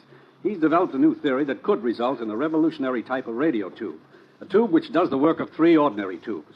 You can see how important that would be in the manufacture of radar and all other electronic devices. Yeah, but what's this business about Wiecek not being alive? Dr. Wiecek agreed to come to this country and turn over his research to us, to work with us in the development of this tube. He and his assistant, a man named Minescu, were due 2 weeks ago, but he hasn't shown up. You said I was flying to Spain. You think Dr. Wiecek is there? We've traced him to a villa outside of Madrid, the home of La Avispa. La Avispa? Hey, that means the wasp. Yeah, that's what they call her in Spain. She's a lady bullfighter. You kidding? No, she's very famous. A friend of Dr. Wiecek's. But shortly after he arrived there, we lost track of him.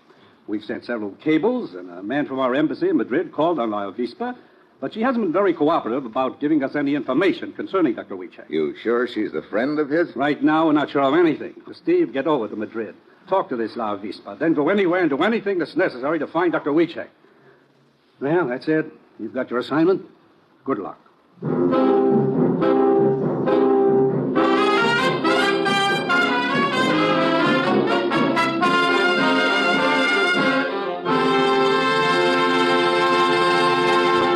The National Broadcasting Company is presenting Dangerous Assignment, starring Brian Donlevy in the role of Steve Mitchell, colorful, two-fisted government agent. At all those places of the world where danger and intrigue walk hand in hand, there you'll find Steve Mitchell on another Dangerous Assignment.